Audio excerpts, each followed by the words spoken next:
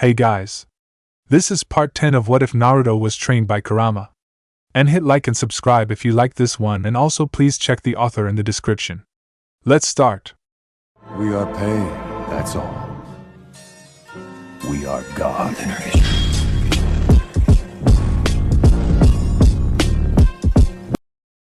Chapter 22, Hell of a Night. Late evening at the edge of Konohagakura's farming area. Compared to when he fought the unknown masked shinobi in near pitch-black darkness a couple weeks ago, Uzumaki Naruto was glad for the full moon out tonight as he emerged from the perimeter forest separating the farms from the village proper.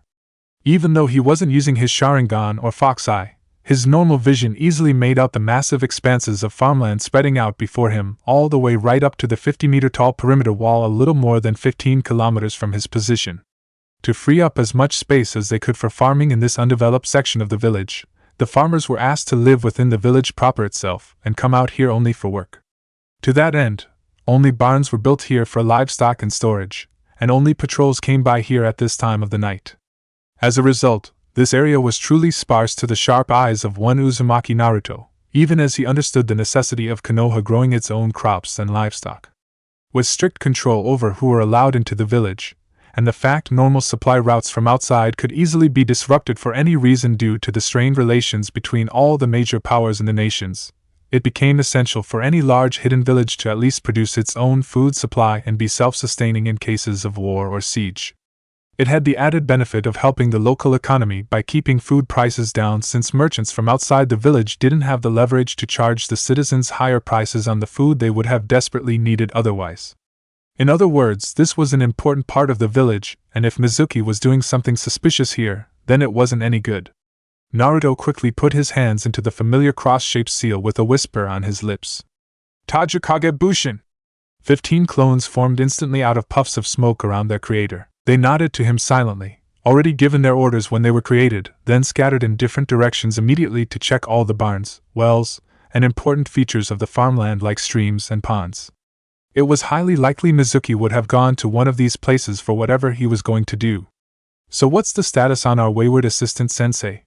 Naruto quizzed inwardly as he began walking calmly down a path weaving its way through the crops toward the wall. He had to take it slow and wait for one of his clones to report back, lest he overshot a potential trail and had to waste time turning back.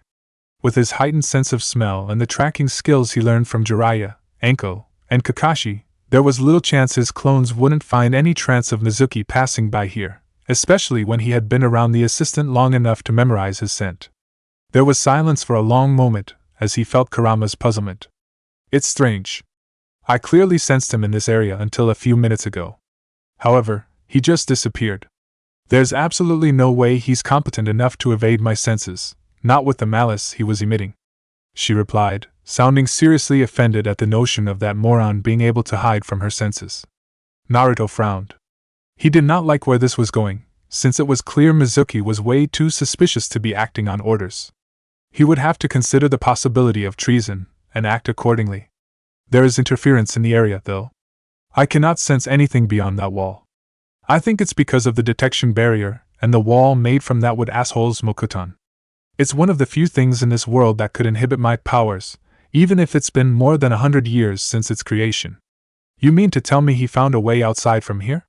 That's the likely course, Kurama affirmed. She would have accepted many others having the potential to evade her senses somewhat using their own skills, but not Mizuki. Therefore, the only reason for his elusiveness was some outside interference. Naruto nodded, deciding to just trust his friend's word on this matter. If she said Mizuki made it to the other side without alerting anyone, then that was the case. He created one more clone and dispelled it, sending new orders to his active clones to focus their search on areas located near the base of the perimeter wall. He then picked up speed and broke into a sprint toward the wall, carefully weaving through orchards and crops to avoid damaging them. Finally, a clone dispelled, giving him some good news. It found Mizuki's scent trail not far from his position, so he quickly adjusted his heading in the new direction, while running at top speed. Naruto soon appeared in a blur of speed in front of a large but unassuming barn near the base of the wall. A few seconds later, he was joined by the rest of his clones. Sniffing deeply, he confirmed Mizuki's scent was leading right up to the barn, and it was recent. He went ahead and dispelled the clones on his left, and glanced at the remaining 6 on his right. Go ahead and check for traps. The clones nodded and quietly made their way inside. Meanwhile, the original decided to turn off his resistance seal and deactivate his eye patch for his Sharingan to be fully utilized. Best to be prepared for anything. He frowned when he heard a light thud from inside the barn and tensed for a moment. However, nothing further happened. It was only 30 seconds later when the clones called out the all clear from inside the building. He's in a hurry if he's not even bothering with the basic principle of leaving traps for possible pursuers. Either that, or he's too stupid and arrogant to believe no one noticed him leaving. I'm sure you'll understand when I say I'm sticking with the latter viewpoint. Walking closer now that it was clear, Naruto noted the condemned for demolition signs plastered all over the open front doors. However, the barn itself seemed to be in only a mild state of disrepair, and deduced it was abandoned over only the past year. Stepping inside, he found himself facing down a wide aisle lined with 3 empty livestock peasants on each side. A strong smell of dried hay and goats permeated the air, and it was clear this barn had been used for milk production. A thick carpet of dried and withered hay covered every inch of the floor from the door to the back, and cobwebs covered everything and everywhere, denoting this barn's abandoned state. His observation done, he moved to where all of his remaining clones stood in the middle pen on his right.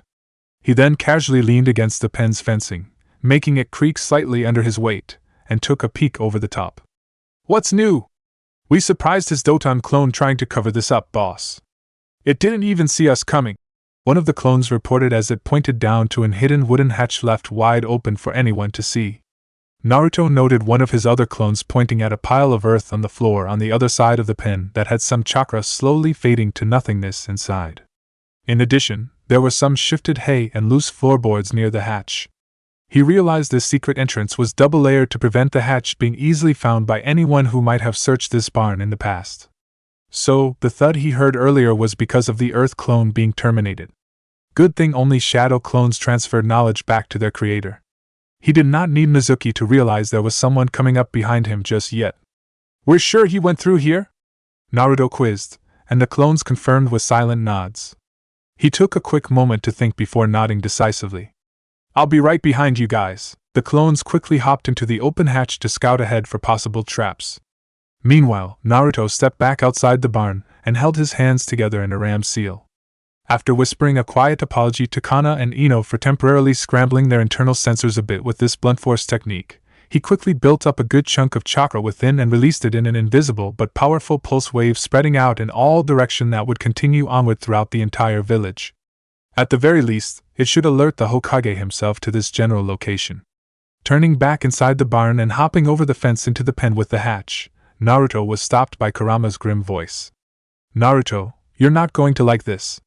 After some testing, the powerful vixen found she could briefly extend her consciousness to any active clone if it was close enough, and she knew what the clones had discovered down the hatch. She was enraged for a brief moment, but knew she had to keep her container calm enough to carry out this self-imposed mission without losing himself. "Kurama, what's going on? You'd better dispel your clones. They're about to make it out the other side, and they will hunt down and tear apart that despicable bastard, even with you commanding them otherwise." Kurama continued in a calming voice, with the exception of the venom she spat out upon mentioning Mizuki. Naruto was bewildered, now worried about what that blue-haired asshole had done to send his clones into uncontrollable rage. Taking his tenant's suggestion, he willed all his clones to dispel. In the next instant, their combined rage and knowledge hit him all at once, and he immediately understood why. His right eye instantly changing to crimson, long fangs shooting out of his snarling lips quickly, and his fingernails growing into claws, it took Naruto all of his remaining self-control not to let Kurama's chakra get any more wild within him. However, he couldn't hold back a deep and terrifying roar that blasted all the hanging cobwebs away, cracked the wood planks of the pens and walls around him with its sheer force, and rattled the entire barn into near collapse. Growling ferociously, his trembling right hand clenched into a fist and, with one swing, crack, he smashed the fencing he had just hopped over into oblivion with tiny splinters and dust flying everywhere, filling up the still shaking barn. "I know. I'm pissed too, but you need to calm down. You must think rationally in order to catch and make him pay slowly for what he did years ago." Kurama's cool tone was enough to cut through her container's red haze, and he did manage to rein himself in now. With the debris cloud clearing away as he took several calming breaths, Naruto's more feral features slowly receded, and he returned to normal for the most part. His hot and raw rage now gave way to cold fury, with his visible eye turning icy to almost match the color of the Sharingan under his eye patch. Not wasting any more time, he quickly hopped down the hatch into pitch-black darkness for about 30 feet before landing.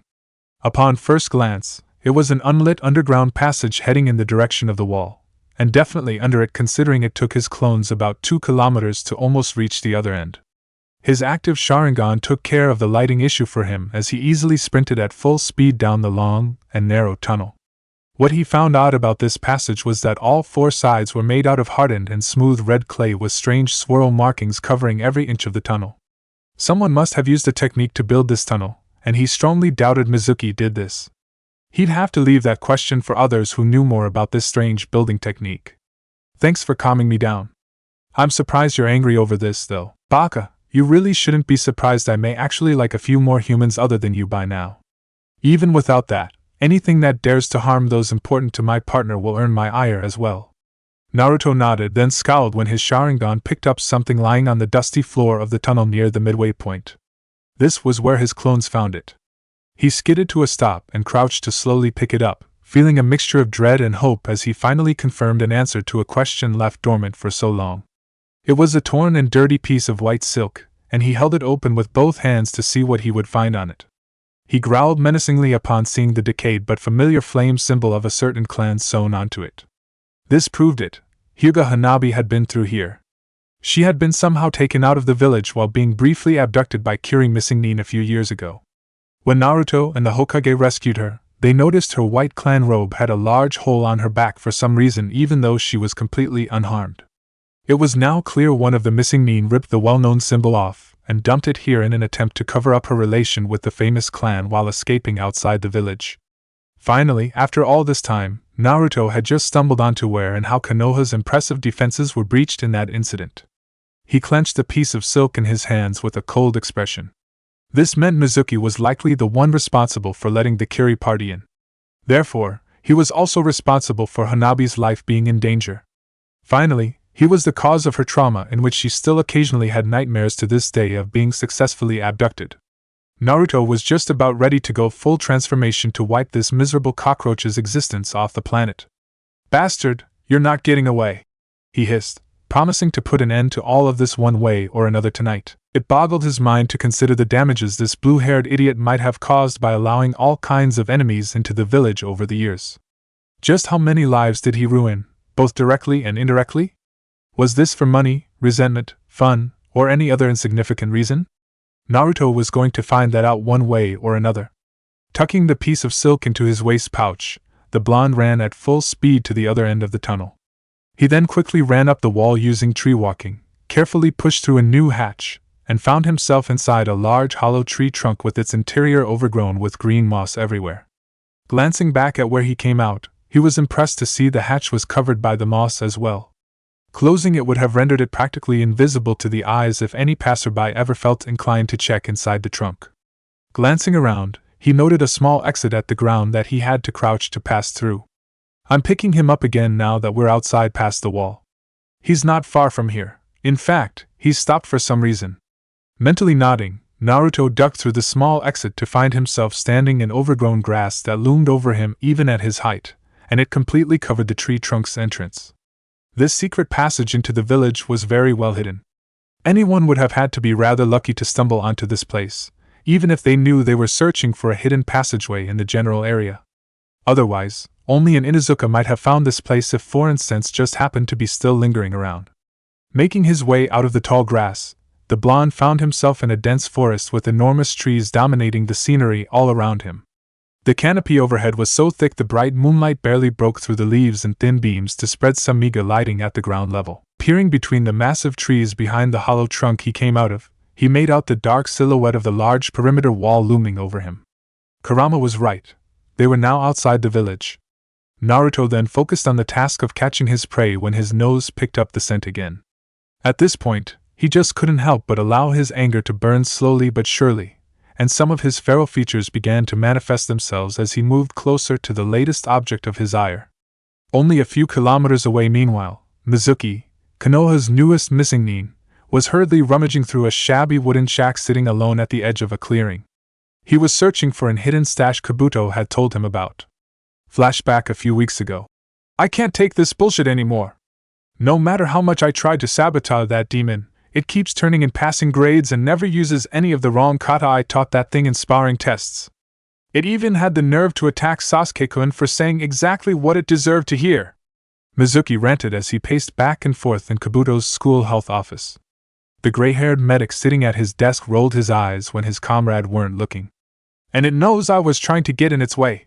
He was sending me those goddamn smug expressions whenever anything I tried didn't work. I just want to bash that fucking face in. To make this even worse, he's going to graduate with no issue at this rate. How could this godforsaken village have allowed this thing to live, and even learn how to kill? That old man must be going senile. The assistant teacher spat out, spittle flying due to the insane hatred overwhelming him. Kabuto frowned in annoyance. He's been letting his hatred control him lately, and he is becoming a liability.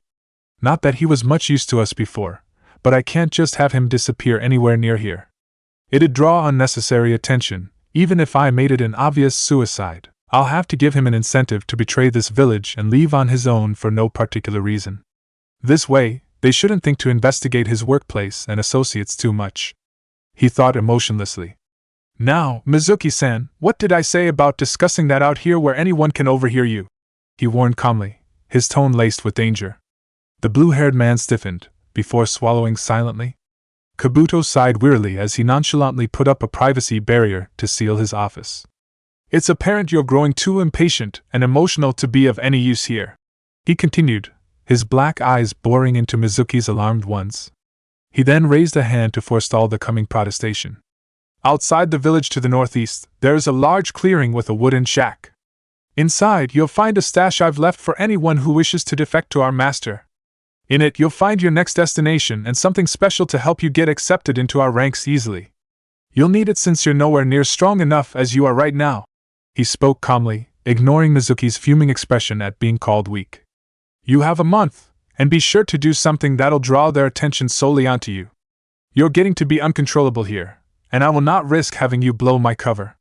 It's either leave here willingly or I will personally take care of this. That also goes for if you get caught. You know I have ways of silencing you even in a well-guarded cell. Kabuto finished coldly, his dull black eyes narrowing threateningly. Mizuki flinched, and gulped with cold sweat coming down his face. He nodded nervously, too afraid to utter any word in response. Despite his all-consuming obsession with the demon as of late, he had a rather strong preference for living.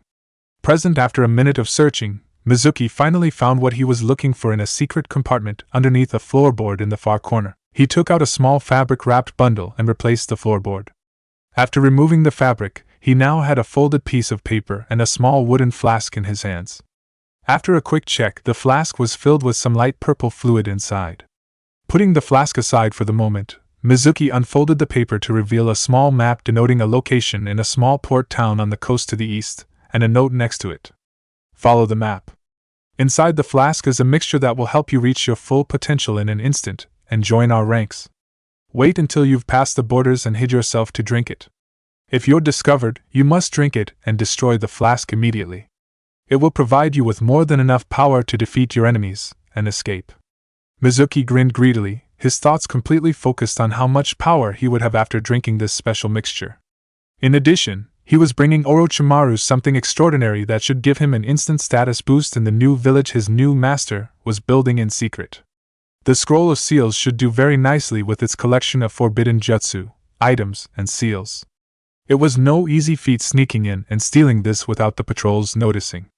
He bet Kabuto didn't expect him to have done something like snatching the large scroll right from under the Hokage's nose, and eagerly hoped his latest achievement would knock that arrogant medic's ego down a few notches. Snapping himself out of his latest flight of fancy, Mizuki memorized the directions and destroyed the paper, before picking up the flask to slip it into one of his flak vest's pockets. Picking up the stolen scroll, he turned to the shack's lone door, prepared to run all night until he reached his next destination. He grinned smugly at making fools out of his former comrades so easily. He was so assured in his escape, but his only regret was that he didn't get to kill the demon somehow, as if prove what he wished for was never what he was going to get. A familiar yet terrifying presence of the great demon fox hit Mizuki like a sledgehammer, followed by a large tremor shaking the entire shack. He shrieked slightly like a frightened child and scrambled backward to the back wall, dropping the large scroll in the process. He crouched into a trembling ball, and it felt like the walls of the tiny shack was closing in on him, threatening to suffocate him. He whimpered piteously, wishing with all his might for that terrible feeling to go away. But it wouldn't go away as the pressure from outside only grew even more imposing and malicious while inching closer to the shack. Flashbacks of the Kyuubi's attack on the village were running through the former assistant sensei's head. He wasn't in the shack anymore. He was a young child standing on a demolished street staring numbly up at the massive visage of the Kyuubi no Kitsune, with all of its 9 long tails swaying ominously in the dark sky behind it, as it roared and destroyed an entire block of buildings with one swipe of its claw. It roared once again with the billowing flames of the destroyed buildings surrounding it, and it turned its head to lock its crimson eyes directly with the young boy's. No! Mizuki managed to shake himself out of that nightmare. This wasn't the same giant fox that attacked Konoha that night. This was just a reincarnated demon in a boy's skin. While he didn't understand how it followed him here, he knew it was greatly weakened, even with that terrible presence. He confirmed this for himself at today's exams. This was his chance. He was going to finally kill the demon now, and nothing was going to stop him. Reaching into his vest for the wooden flask he had just put away, he removed the stopper and hesitated only for a second, before drinking all of its light purple content in one gulp. Using a small katan jutsu, he burned the wooden flask to ashes. He knew Kabuto and Orochimaru preferred to leave behind as little trace of any of their research as possible. Mizuki only had to wait a moment before his entire body began twitching and pulsing violently, and he immediately felt like he was growing stronger and faster already. He grimaced in slight pain as he could see and feel his muscles expanding and bulging underneath his clothes. At this moment, it felt like he could take on the entire world. It was so intoxicating. How dared that demon startle him with its weak presence just a moment ago? Rising out of his crouch, he noticed he was growing taller, and his chest was still expanding with even more muscles. Small but sharp fangs grew in his mouth, his fingernails sharpened into claws, and all of his senses seemed to improve exponentially as his eyes, nose, and ears changed to become feline-like. Soon, his flak vest popped open from the extra girth, his shirt ripped under the sheer bulk of his still expanding muscles, and he was growing dark orange fur all over mixed with some light gray on his torso. He noticed some black stripes appearing as well, and he recognized the fur colors and pattern as being similar to a tiger. When the changes ceased and his body stopped twitching and pulsing, he had grown a foot and gained an extra 100 pounds of pure muscles. To anyone, he now looked like a powerful hybrid of tiger and human. After Mizuki removed the ruined vest and shirt leaving him bare-chested, he stared down at his clawed hands, flexing them for a long moment, before grinning excitedly at such power coursing through his veins now. His new master Orochimaru was the greatest ever for giving him power in minutes that his years in service to Konoha never got him. He chuckled evilly as he stepped up to the shack's lone door. Yes. This much new power should be more than enough to crush that demon once and for all.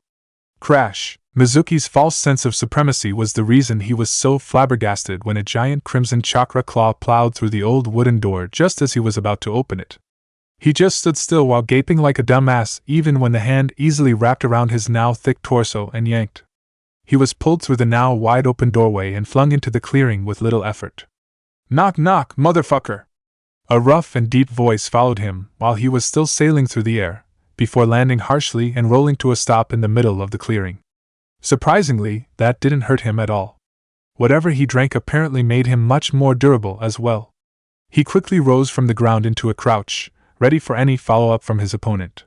It didn't come though, and he took a moment to gaze toward the shack, expecting to find the demon boy trembling upon seeing the terrifying visage of a large tiger/human hybrid. Instead, it was nowhere to be found. A quick glance around the clearing revealed no sign of that demon, but he could still feel its presence nearby. The hybrid monster growled deeply. Coward! You attack me out of nowhere and then disappear! That didn't even hurt one bit! You must have realized you got in over your head as soon you saw my new form. Mizuki laughed insanely as he shifted his gaze all over the clearing for any sign of that thing. You know what that tells me? You're still pathetically weak. They tell me you're a force of nature, never to be underestimated. I say screw them. Mankind is superior to everything else on this planet, And I'll prove that by finally giving you the death you deserve for even existing, you fucking demon. Witness this form. This is mankind's true strength. The power Orochimaru-sama has given me. I'll find you and rip you apart with my bare hands. He spat out insanely as he began to flail around the clearing wildly, desperately looking for any sign of that thing. He stiffened upon feeling a small displacement in the air around him, as if something suddenly appeared nearby. Oh really? Let's just see how your mankind's true strength do against her force of nature. A deep and gravely voice spoke from behind Mizuki. He had to admit that sound made him shiver, despite his newfound confidence. He shook it off and quickly turned around, his right arm raised and poised to strike. He froze at once.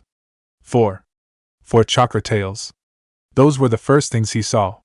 They were sinisterly dark blood red, long, and swaying ominously in the air. Gulping, his feline eyes followed them down to find them attached to the back of a humanoid form the size of who should have been Uzumaki Naruto standing 10 feet from him. Only this one was clad from top to feet in the same ominous dark red chakra as the tails. That intimidating chakra seemed to be swirling and twitching, as if it was almost alive, while the demon slouched over slightly with its arms hanging lazily between its legs. What frightened him the most was its face. Long rabbit-like ears that instantly reminded Mizuki of the Kyuubi twitched slightly. A glowing white right eye was staring at him unflinchingly, while the left seemed to be permanently closed with a white jagged diagonal scar cutting through it.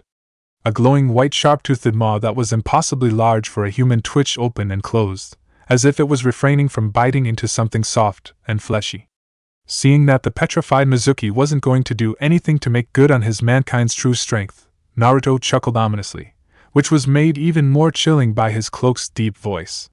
To be honest, I wasn't even planning on bringing out this much of my partner's power to crush you, even if you've turned into a big ugly son of a bitch. It just leaked out while I was making my way here, because I'm fucking pissed that you've allowed Hyuga Hanabi to be in harm's way when you let in those Kiri missing nin years ago.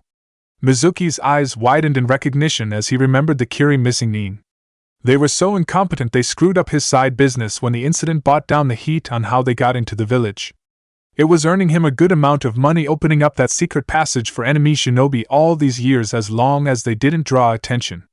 Unexplained disappearances and missing information were usually because of these instances, and he didn't care as long as he had cash in hand. Allowing this slight reaction was a mistake for Mizuki when Naruto got his confirmation and growled menacingly. The blue-haired tiger hybrid let out an unearthly shriek when an extended chakra tail exploded out of the ground in front of him and wrapped around one of his legs to pick him up into the air upside down. He hadn't noticed Naruto sneaking one of his tails underground during that short speech. The next thing he knew, he was being repeatedly slammed onto the ground like a ragdoll. Before he could even gasp in pain, the tail hoisted him high into the air and spun him around at dizzying speeds for what felt like eternity. A terrifying roar accompanied his trip. I don't take any of my precious ones being needlessly put in danger too well. Wham! Pure agony. That was all that registered on Mizuki's entire body the moment he realized he had been flung down to the ground at an ungodly speed and created a deep crater. He was sure he'd have had broken bones at best and died at worst if he hadn't been transformed by Orochimaru's potion. He cursed his new resilient form for keeping him conscious, therefore making him experience the full brunt of this pain. That cloaked demon hopped into the crater to land in front of him, and it seemed somewhat surprised before grinning.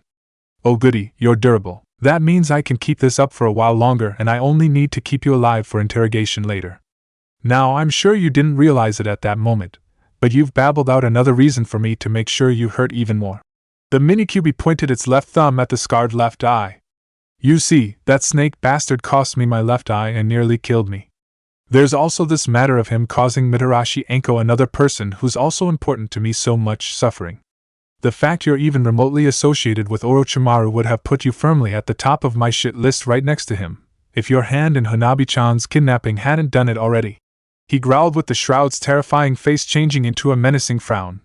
He then lazily held his left hand out in front of him, and the sinister red chakra around it stretched and enlarged into a giant clawed hand that suddenly shot out and slammed into a surprised Mizuki. It pushed him into the softened ground, creating a deep trench with his body as he was painfully driven up the slope of the crater to its lip, and then launched into the air, spinning wildly. His latest aerial trip ended abruptly when his back slammed into a tree sitting in his flight trajectory. Feeling the air knocked out of his lungs, Mizuki slid down and barely managed to stay standing when his feet touched the ground and held on to the tree for support. Gulping for breaths, he realized after a moment the area around him was lighting up in bright red. Snapping his attention in the direction of the crater he was flung out of, Mizuki gasped as he watched a small ball of fire scream toward him.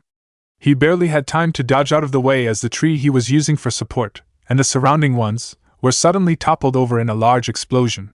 Blown forward, the hybrid monster flailed wildly in midair before being slapped to the ground face down with a flick from one of the demon's damnable tails. He let out a pained groan upon slamming into the ground in front of the cloaked demon. There was a long moment of silence as nothing was said between the two, and Mizuki took this time to recover a little and struggled to his fours. It felt like Naruto's awful presence was bearing down on him even more, telling him to just give up struggling. I can't believe this, shitty luck. I was supposed to just get away and present the scroll to Orochimaru-sama. He would have been so pleased at this unexpected gift and would have given me a nice position. Mizuki mumbled between pained pants, angry at his sudden change in luck and at the demon for interfering. Naruto still remained silent, though one could tell he was still displeased by the aggressive twitching of his four tails. Mizuki's body, despite its increased durability, just would not move in this hopeless situation. He wanted to run as far and fast away from this as possible, but his instincts were telling him it was pointless, that he was supposed to just curl into a ball and wait for his execution from a much superior predator. How were you even able to hide your true power all this time, you damn demon? He forced himself to growl out as he struggled to his feet. All of a sudden, his new bulky form seemed to hamper him now, and his heightened thought processes and reflexes weren't at their peak anymore for some reason. The cloaked Naruto cocked his head for a moment, before lazy and deep laughter bubbled forth from his open maw. The gravely sound would have been frightening to a Kage. You make it sound like this was all I could use. This is just something to access quickly and easily, though it's not exactly practical in the long run. As pissed as I am, you're nowhere near worth the hassle of fully transforming, to quote a cliched line from those kids' mangas. The dark red shroud's glowing white maw stretched impossibly all the way across Naruto's face in a sinister grin, and his glowing white right eye narrowed in sadistic delight at the sight of utter horror registering on Mizuki's ugly face. It seemed the former Konoha Chunin had just realized he never had any speck of chance from the moment he was discovered, even with his new and much stronger form. His despair became complete as soon as Naruto growled out his next statement. This isn't even my final form. With a ferocious roar, the mini-Kyuubi shot forward with his right hand outstretched, about to slam it into his prey's terrified face. 5 minutes later, a short distance from the now one-sided beat-down Yugao was used to her surrogate little sister's bad moods from the time spent under that damnable curse mark. Despite that, she could tell this one was especially atrocious as she observed Anko's vicious scowl while they slipped and weaved between large trees with their search party in a rush toward where they were feeling large amounts of chakra being thrown around. 15 minutes earlier, when they felt Naruto's powerful chakra pulse even with their basic sensor training, the purple-haired sisters knew something serious was happening tonight. He never would have done that lightly and risk incurring the wrath of Kana and Ino. As it were, the Yamanaka women would be nursing some migraines tonight, and Naruto had better found a damn good reason for doing it. After the pulse hit, there was some confusion on why it came from the farms, and it took a long moment to get organized at the tower with the other ANBU and shinobi. Finally, the Hokage issued firm orders to help Uzumaki Naruto capture the Chunin Mizuki quickly for questioning. The quick response ANBU team already found their way to the general area where the chakra pulse originated only a minute after it hit, but had to wait on an Inuzuka to sniff out exactly where Naruto and Mizuki went. The chakra pulse was never a precise method of pinpointing anyone's location. It was usually used to raise an alarm to the general area instead.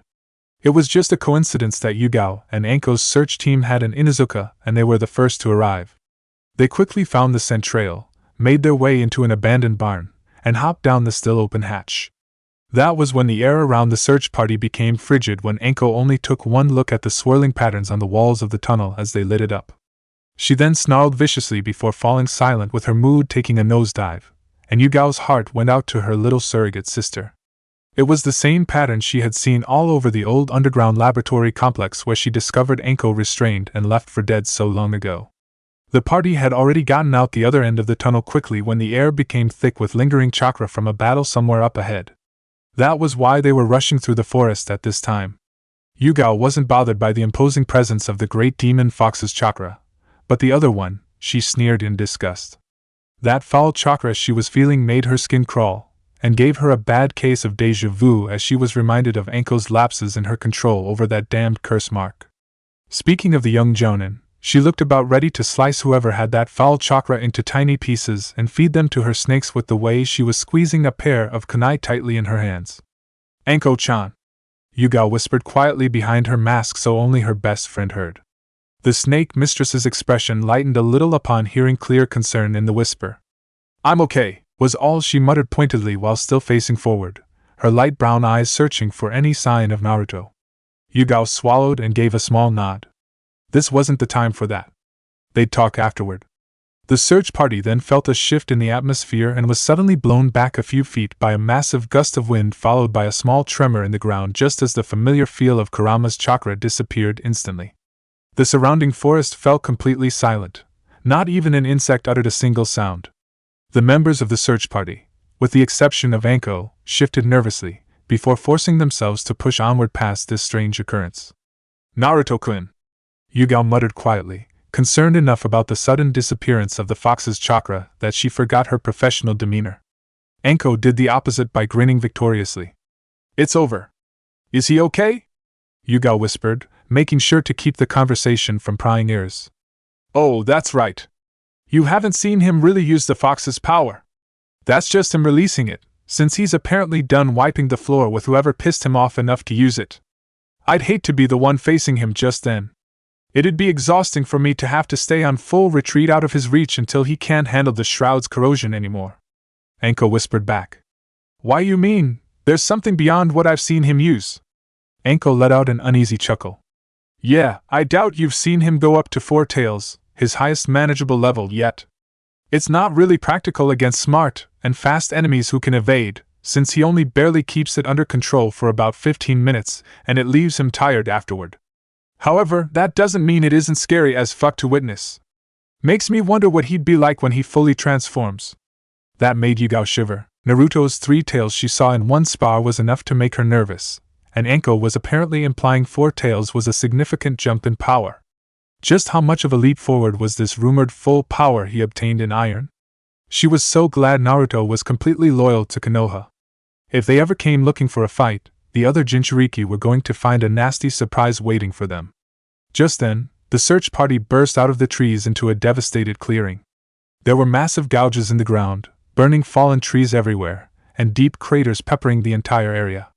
The wooden shack at the edge of the clearing somehow got through all of this barely intact, however. Strolling toward the stunned search party was Uzumaki Naruto, looking normal and a little tired. A barely recognizable and unconscious lump of flesh and bones called Mizuki was being dragged behind in the blonde's grip. From the looks of all this destruction and that bloody lump behind you, I'd have to say this is utter and total overkill, and I love it. Anko's gleeful voice was the first to break the long, silent moment. The search party sweat dropped and sighed at the Jounin's well-known exuberance for anything to do with over-the-top violence. Yugao also noted with some amusement that Anko's bad mood from a moment ago was long gone upon seeing her favorite blonde. Naruto grinned happily upon seeing a pair of familiar faces in the party. You're rather special, Anko-chan. He teased but frowned the next second as he nonchalantly tossed Mizuki at the feet of the party with a dull thump. Inside that shack is a giant important-looking scroll I think Hokage should know about. Also, is any one of you a medic? Bastard just fell unconscious suddenly, and something's happening to his body. It looks like he's getting old fast. Everyone looked down at the body to see Naruto was right. Mizuki's lumpy and bloodied face was becoming even more unrecognizable as it seemed to grow wrinkles upon wrinkles, and his light blue hair was whitening, withering, and falling out. All attention snapped back to Naruto, who put his hands up in defense at their clear suspicion. As much as I'd like to say I kicked his ass so hard it made him shrivel up and die, I'm pretty sure I didn't cause that. In the Hokage's office a little while later. Thank you for stopping the traitor's actions this night, Naruto-kun.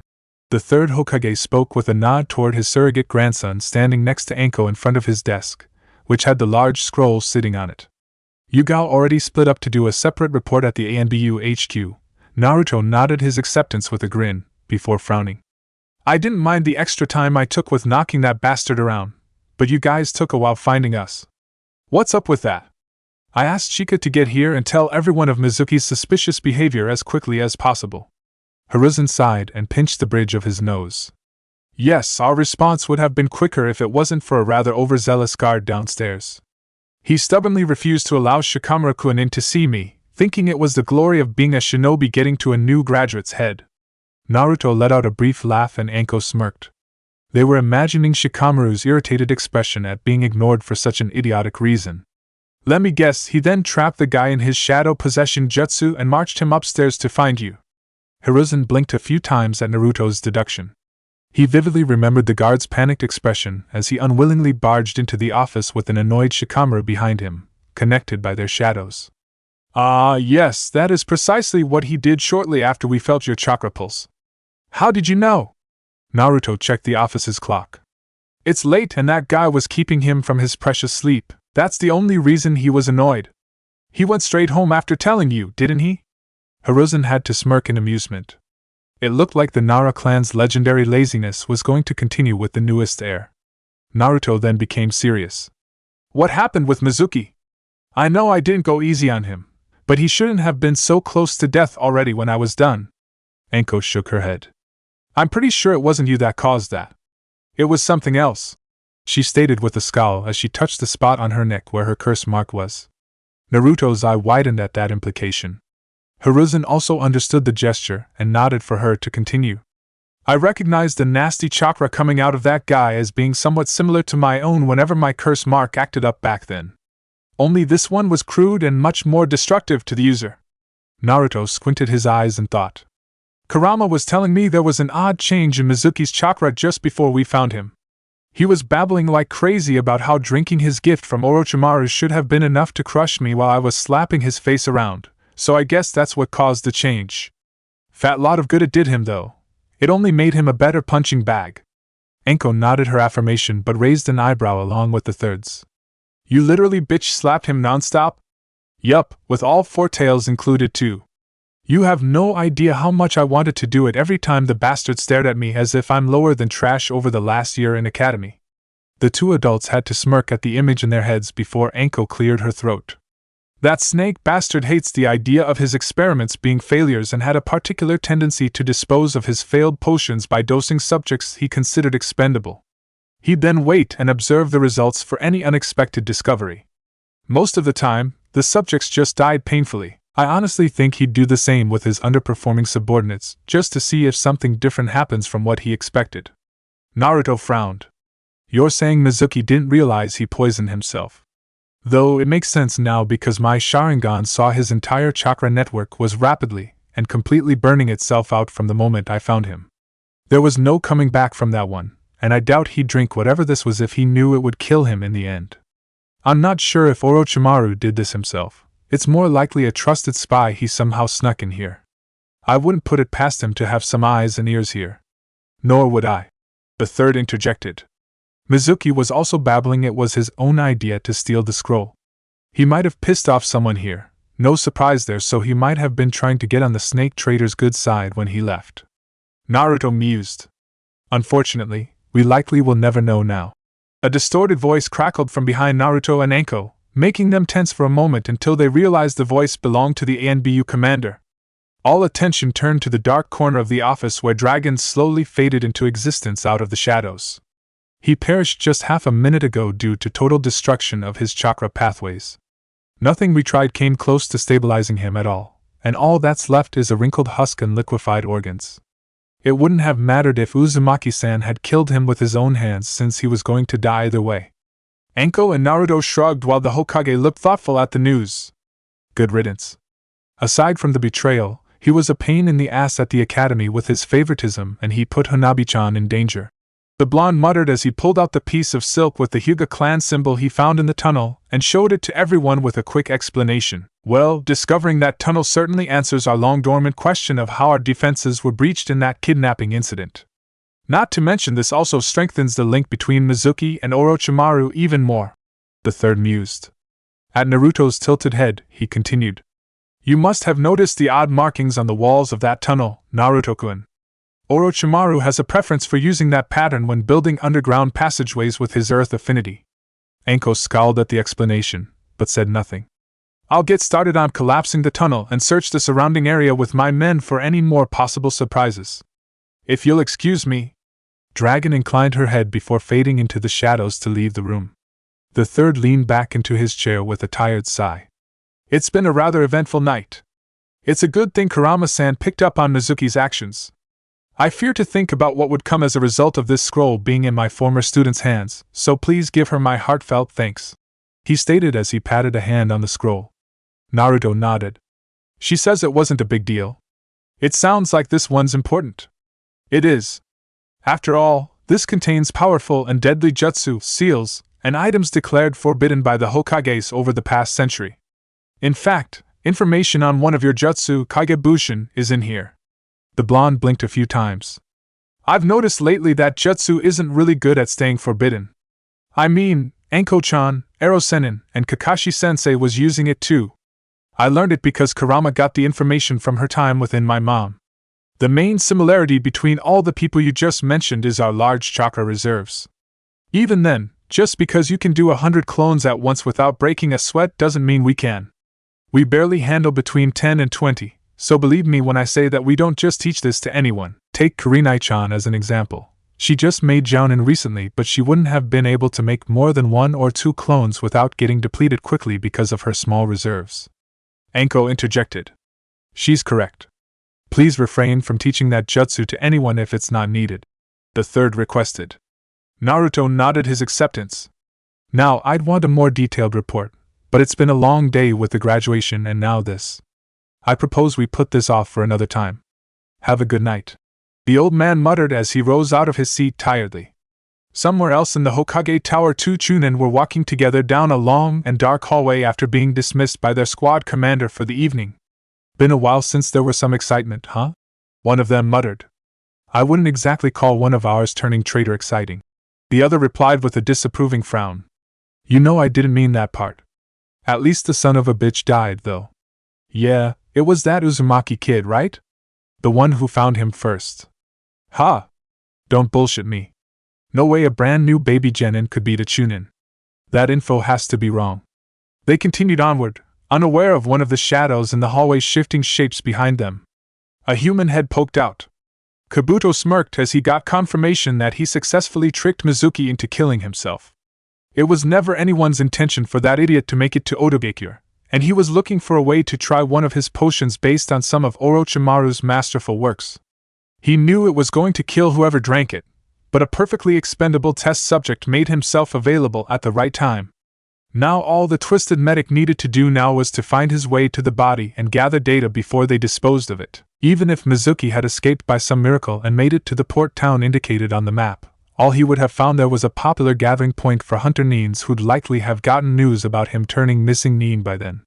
They'd kill him first before asking questions.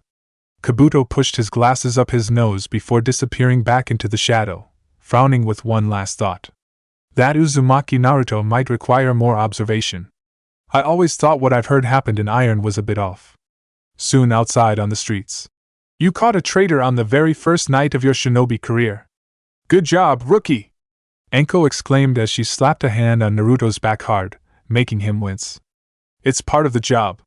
It's what we've been training for after all, he replied with a smile as they began walking to their apartment building. Good! I'd hate to see the time I've wasted helping you turn out to be for nothing, she teased. The blonde's expression turned deadpan. You've been kicking my ass all over the place with a giddy expression. If you've actually been thinking you were wasting your time, you've been enjoying it way too much with that attitude then. She grinned playfully and waved it off. I'm just giving you some shit, but I have to admit it's been a great 2 years. Definitely the best since the snake fucker took me in.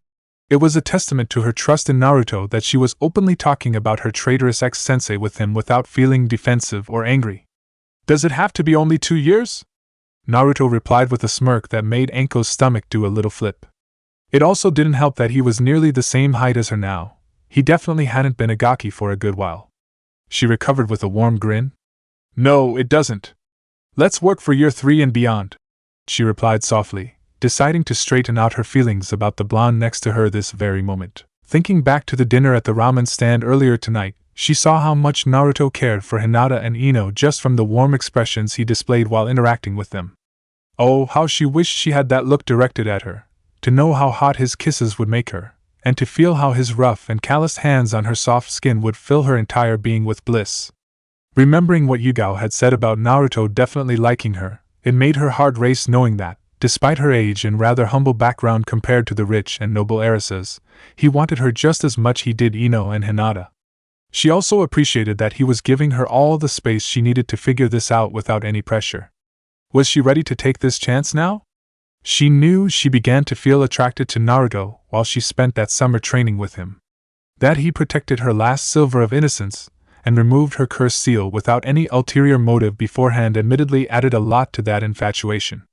It was so easy to have fun and be friends with him, so easy to relate to him because of their similar backgrounds, and most importantly, he didn't care one bit about her past and saw her for what she truly was.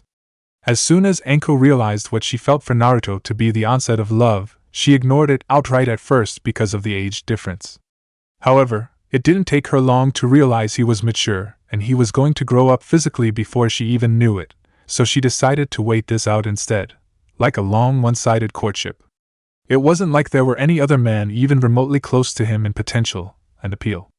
As she waited for Naruto to grow up enough, her attraction to him continued to flourish in the background with their bonds deepening even more.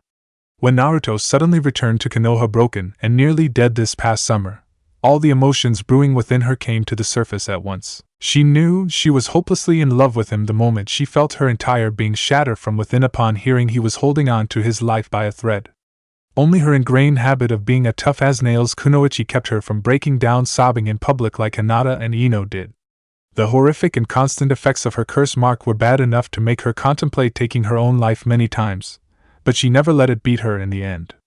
However, the idea of living her life without Naruto in any capacity from that point onward likely would have succeeded where the curse mark failed, mostly because she would have abandoned everything she had, including her own life, into finding and taking Orochimaru down with her for causing this. She had this impression deep within her very soul that she was never going to find happiness remotely close to what she would have had with Naruto. The moment she heard Naruto was going to survive, she truly did want to shed tears, but in relief this time. It took all she had to hold it in until she was alone, and swore to herself at that time that she was going to take her shot with him when the chance came up. The fact he had other women vying for his attention annoyed Anko at first, but she came to accept the situation pretty quickly. She also realized she wouldn't have had a chance with Naruto at all if Hinata hadn't allowed and encouraged this. On the other hand, she could have tried dirty tactics to ensnare him for herself, but she knew he would not have approved at all if he found out. The idea sickened her anyway. As strong as Naruto was going to become along with his desire for a large family in the future, polygamy was practically a foregone conclusion for him in this society, especially with his heritage. Anko likely would complain some and be a little competitive for her man's affection sometimes, but she was not going to stubbornly stand in the way. She came to trust Hinata and Ino with him, and would have faith in Naruto's judgment on any other possible woman in the future. After all, he easily saw past all of her defenses to her true self. Glancing over at her secret love, her stomach did another flip when she noted Naruto was eyeing her with a bemused smile before shifting his gaze forward down the street to avoid giving the impression he wanted to pry. She had been deep in thought, and he apparently was concerned. That small act of thoughtfulness was enough to erase the last trace of hesitation within her. This was it. After all the internal debate she was having over this issue for the past few months, Mitarashi Anko was finally going to tell Uzumaki Naruto how utterly in love she was with him. Then kiss him for all he was worth to see just what was getting Ino and Hinata so giddy lately. Stopping suddenly in her track, her right hand shot out to gently tug on Naruto's left jacket sleeve, making him stop half a step later in the middle of an empty street. Naruto was wondering why they stopped when he glanced back at Anko, and was surprised to find her acting somewhat nervous. Not to mention also undeniably cute, since she was tugging on his jacket sleeve like a shy little girl. "Anko-chan," he whispered, not realizing he had just made her weak in the knees from the way he called her name so softly and caringly. If hearing him whisper her name like that made her feel this good just after she had fully accepted her love for him, she should have done this long ago. And Naruto. She stuttered with pink cheeks as she averted her gaze, quite aware of what it meant when she called him by his name. He would know it was something serious. He turned to face her directly, his gaze steady as he gently removed Anko's hand off his sleeve to grip it reassuringly in his right hand. She bit back a low moan at how warm his hand felt wrapped around hers. Was it always this hot? Why hadn't she noticed until now? There's something I need to say, she whispered while barely keeping her eyes level with Naruto's concerned blue eye. Seeing her this unsure, which was very rare for this confident and straightforward woman, Naruto had a feeling whatever she was going to say would change things between them, and he found himself anticipating that coming moment. He also understood that she had only shown this side of her to those she trusted explicitly, and this just made her even more attractive and amazing to him, if that was possible. He tightened his grip on her hand encouragingly, and she unconsciously inched close enough to him that their slightly anxious breaths tickled each other's face. It's okay. You can tell me anything, Anko-chan, he whispered soothingly with a warm smile. Anko smiled back gratefully and nodded, before taking a shuddering breath. Naruto, I dash. Swish. Hearing such an unexpected sound, both Naruto and Anko jumped back a few feet as if they were shocked, breathing heavily and hearts racing. They then angrily snapped their heads toward a man who appeared out of a shunshin a few meters down the street from them. Higako was a trusted branch member guard for the main family who would lay his life on the line without blinking for them, especially Hinata and Hanabi. He feared absolutely nothing for the sake of the two heiresses. However, right now, he gulped and sweated buckets when he came out of the shunshin to find himself on the receiving end of 2 death glares and a large dose of killing intent from the snake mistress. And did the young man's single eye flash red for an instant there? I apologize if I have interrupted anything, but I was sent to find you, Uzumaki-sama, he said quickly and sincerely with a bow, hoping to placate the blonde and jounin. He really hoped they followed the adage don't kill the messenger at this moment. The purple-haired woman growled and was about to let out an angry retort, before Naruto gently laid a hand on her shoulder, silencing her immediately. He then leaned in near her ear. We can talk about this as soon as we're alone, Anko-chan. You know there's no hurry, he whispered, knowing his breath on her earlobe would be pleasant and help her calm down a bit. It worked as expected when Anko shivered and visibly relaxed, before nodding silently. She was still glaring at Ko for interrupting her chance at getting Naruto's kisses, though. Thanks for taking the trouble to come out here, Ko-san. What's wrong, though? It's pretty late, you know, Naruto replied neutrally. Lady Hanabi has woken up from another terrible nightmare about her attempted abduction.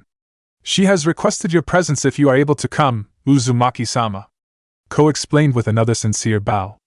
Naruto's expression softened at the mention of the young heiress and her traumatic nightmares. She would be happy to hear all responsible parties in that abduction attempt were finally found and eliminated, and would never do anything like this again. Go on. She needs you, Anko encouraged softly, understanding the need to feel safe after nightmares. She relied constantly on Yugao's presence when she was dealing with her own brand of nightmares from her curse mark back then. Naruto turned to her with a conflicted expression. Are you sure? I can take a few minutes to hear you out on whatever you have to say, Anko-chan. The snake mistress shook her head. This can wait for another time, rookie, she replied with an assured grin before hugging him, enjoying the brief warmth this action provided. Congratulations again on becoming shinobi. I'm proud of you and I hope to work with you soon. Naruto smiled his acceptance before saying his goodnights. He then turned to Ko and nodded seriously. They then left in a pair of shunshin. Now left alone, Mitarashi Anko suddenly growled fiercely and, clank, heel kicked a nearby metal lamppost hard enough to bend it almost 45 degrees at the kink. Sighing dejectedly as she stared at her latest handiwork, while ignoring the minor ache in her right foot, she then resumed walking to her apartment with every intention of drinking at least a few cups of sake to drown her disappointment. She would have to take a few days to work up some more courage to try again, and if there was another interruption, blood was going to spill. The omake coming up next has nothing to do with the story and won't be considered part of its canon, which is too bad because it's a nice tribute to a movie I've seen over the weekend. Only one guess what that movie is. Smiley face. Omake, run! I'm bored. That made Uzumaki Naruto freeze. After spending most of his young years dealing with life and death situations and the hellish training under the thumb of his partner and sensei, only few things filled him with absolute dread. A certain dark-skinned vixen uttering that phrase was one of them. He became short of breath as his hand stopped petting Kurama's head on his lap. This was one of her mandated cuddle times after their usual training. Keep that hand moving or I break it, The beautiful vixen grumbled with an annoyed frown, displeased she wasn't being spoiled right at this moment. Naruto started at the sound of her voice and absent-mindedly resumed his petting by raking his fingers through her long black and curly hair, making her almost purr. He swallowed to wet his suddenly dry mouth and put on a faraway expression as he remembered a particularly traumatic experience from the last time Kurama said she was bored. "And I know what you're thinking.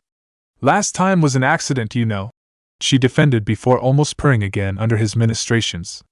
"How the hell is intentionally setting my hair on fire, leaving me somehow bald here for months no matter how hard I tried to restore my astral body to its original form an accident?" Kurama chuckled at the memory. She couldn't help it if the sight of a bald and grumpy Naruto was hilarious. "I was aiming for your clothes." Naruto let out an annoyed sigh as his part-time tormentor decided the petting was enough and sat up to lean back against her container's chest between his legs. She hummed in delight while she got comfortable with his arms wrapped around her waist. Her petite frame made it easy for her to get warm inside the larger blonde's embrace. "So what do you want to do now?" Naruto muttered, resignation clear in his tone. When his longtime friend got bored, he never had any choice but to get dragged into her crazy scenarios and pranks. Clearly reading his thoughts, Kurama gave one of his thighs a lazy sweat. "Don't be a pussy, Naruto. I just feel like letting my tails out and doing some mindless destruction, that's all. We can set up the urban area for you to rampage through. You always like doing that." She shook her head. "That's fine, but I'm not in the mood to do it all by myself." Naruto raised an eyebrow. "So you want an opponent around the same size as you? You're catching on. I suppose you want to see if, since this is my mindscape, I could create a large enough apparition to fight you one-on-one." "Bingo!" Naruto nodded. "I'll try. Is it one of the biji you want me to bring up? You'll have to show me images and some information." Kurama hesitated for a brief moment before turning her head to him, and blushed slightly. It was quite cute on her. "Actually, I was hoping if you could bring one of my favorite fictional creatures from my past to life. It's actually one of my fantasies to fight him in my fox form in the middle of a large city." She spoke shyly with a small pout, and her imploring eyes boring into her container's blue eye. She just went from cute to adorable. He'd have done anything for her with that expression. "Damn it.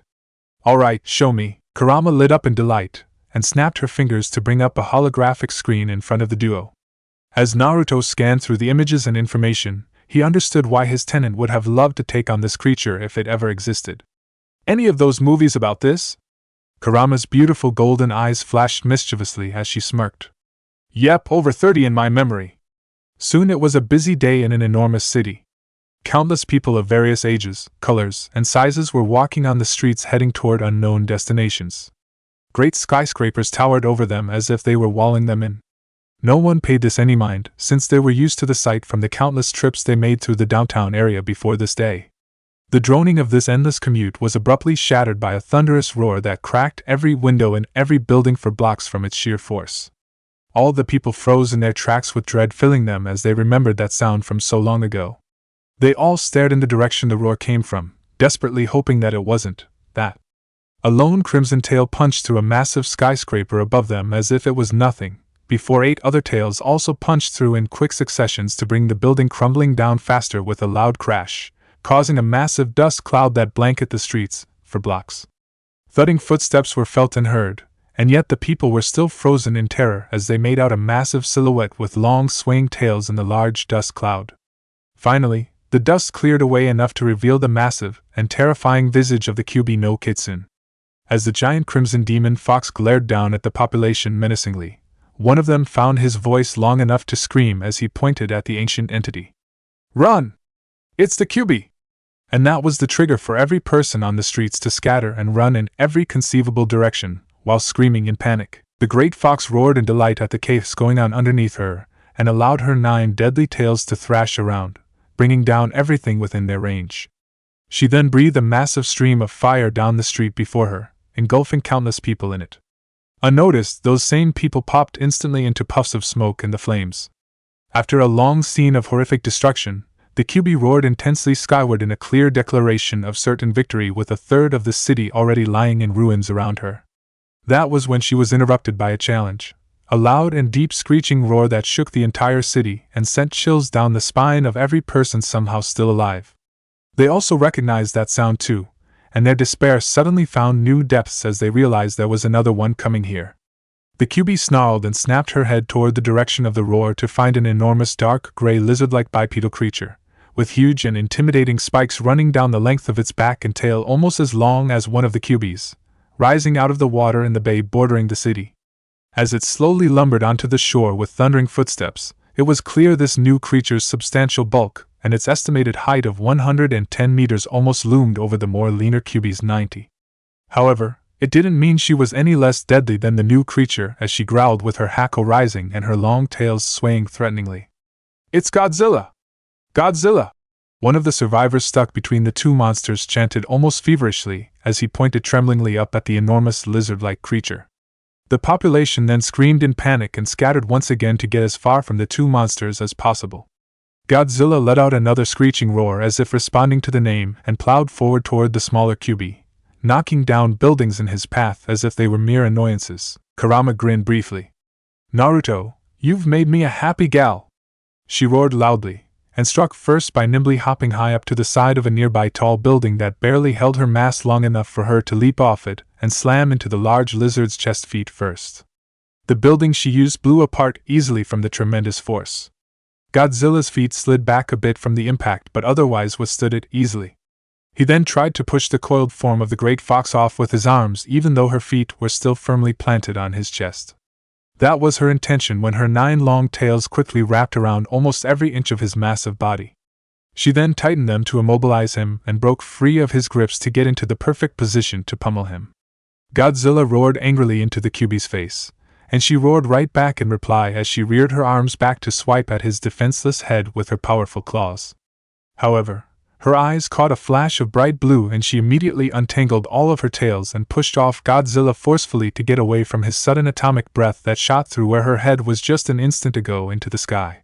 She smashed through some buildings and slid to a stop on all fours, snarling ferociously at Godzilla who growled right back at her challengingly. Dark red and blue blobs of chakra began leaking out of the QB's body for her to collect them in front of her wide-open maw to charge her Bijidama.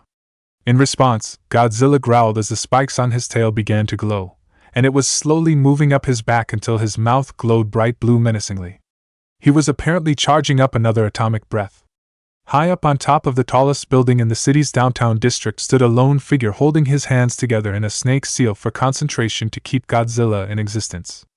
Uzumaki Naruto was grinning widely as he was treated to a spectacle never seen by anyone else ever. As he watched his friend and his apparition prepare to exchange their strongest attacks, he knew he just made Kurama the happiest she had been in a long time.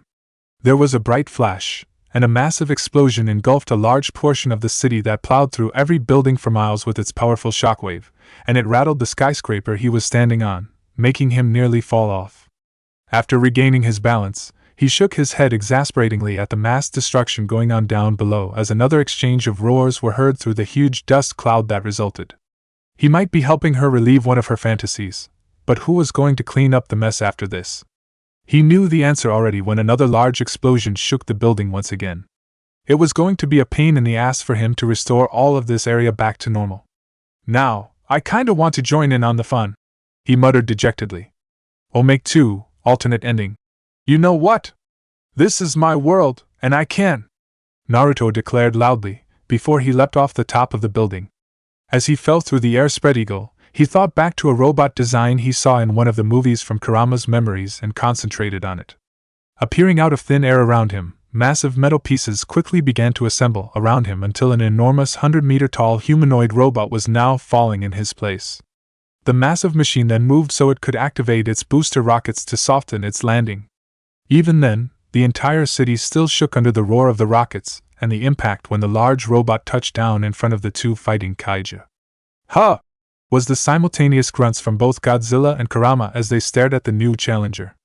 It was huge, bulky with armor, painted top to bottom in blindingly bright orange with black accents, and its head was modeled after a Christian mask with long pointy ears. Its squinted eyes glowed white ominously. "Mind if I join?" a familiar voice boomed from the humanoid robot. Kurama grinned toothily and Godzilla growled deeply, as if accepting the new addition. "Jaeger Prank King and its badass pilot Uzumaki Naruto at your service," the blonde announced as he slammed the Jaeger's right fist into its left palm with a loud metallic crash. Chapter 23. Be careful what you wish for. Somewhere in a dense forest. You too, take Hanabi-chan and go. You transform into her. That was something young Hyuga Hanabi didn't want to hear. She didn't want to leave Uzumaki Naruto behind. She wanted to stay and help him escape from that Kumo missing nin. Yet, she knew she was still too young to be of help, as evidenced by how easily two of Uzumaki Naruto's clones subdued her to forcefully move her away from their creator just now. Even so, she wanted to stick with him no matter what. She was about to scream for him to come along, but a hand clamped over her mouth to keep her silent. It's alright. Boss will be fine, one of the clones whispered as they carried Hanabi's struggling form. The last thing she saw of Naruto was him lying temporarily immobilized on the ground from a jutsu that Kumo missing nin used, while another clone transformed into a perfect copy of the young heiress beside him. His handsome blue eyes then shifted and locked onto Hanabi's desperate pale eyes for a second, and she easily saw regret that he was pushing her away against her wishes, and also how terrified he was. However, those emotions were vastly overshadowed by his determination to keep her safe no matter what. Then the thick foliage blocked her view, leaving the blonde alone to face whoever that shinobi was. Hanabi was struggling valiantly in the clone's grips as they moved quickly through the forest as far away from danger as possible. She was still yelling muffled through the hand clamped over her mouth, likely cursing the two clones for daring to take her away from their creator. You need to calm down, Hanabi-chan. It's alright. Boss will get out of this like he always did in the past. The clone muffling her spoke assuredly and smiled. After all, I should know since I'm a copy of him. That somehow reassured Hanabi a little, but she still wasn't going to stop getting back to the real Naruto as soon as possible. Just then, she felt that same powerful presence from when Naruto recovered her from the Kiri missing nin using that crimson fox-shaped chakra shroud. It frightened her when she didn't know it was Naruto using it, but it somewhat comforted her now. Oh, the fox is helping him out. The other clone spoke up. The first clone grinned. See, Hanabi-chan? With her help, he'll be fine dash. That was all it said before both clones suddenly popped into smoke and the young girl was dropped unceremoniously on the ground all alone in the middle of this imposing and suddenly silent forest. Even though she was finally freed, Hanabi shivered as she felt ice-cold dread fill her entire body. That was because she wasn't feeling that imposing presence anymore, since it instantly disappeared at the same time as the clones did. It meant something happened to Naruto, and she didn't want to think of the most likely cause. She was vehemently willing herself to go back for her beloved Oniai-chan, but she was also allowing her fear of what she would discover to creep up within her, paralyzing her body with indecision at this critical moment. Naruto easily called up enough resolve to stay behind and get her safe, so why wasn't she able to do the same in order to make sure he was okay? That decision was taken out of her hands when she heard some rustling. She snapped her eyes toward the noise to see a silhouette appear between some trees nearby. Oniai-chan? She whispered, desperate for this shadowy form to reveal itself to be Uzumaki Naruto, confidently declaring he kicked that man's ass easily. But it was not to be. Sorry. I'm not him. A different man's rough voice answered her.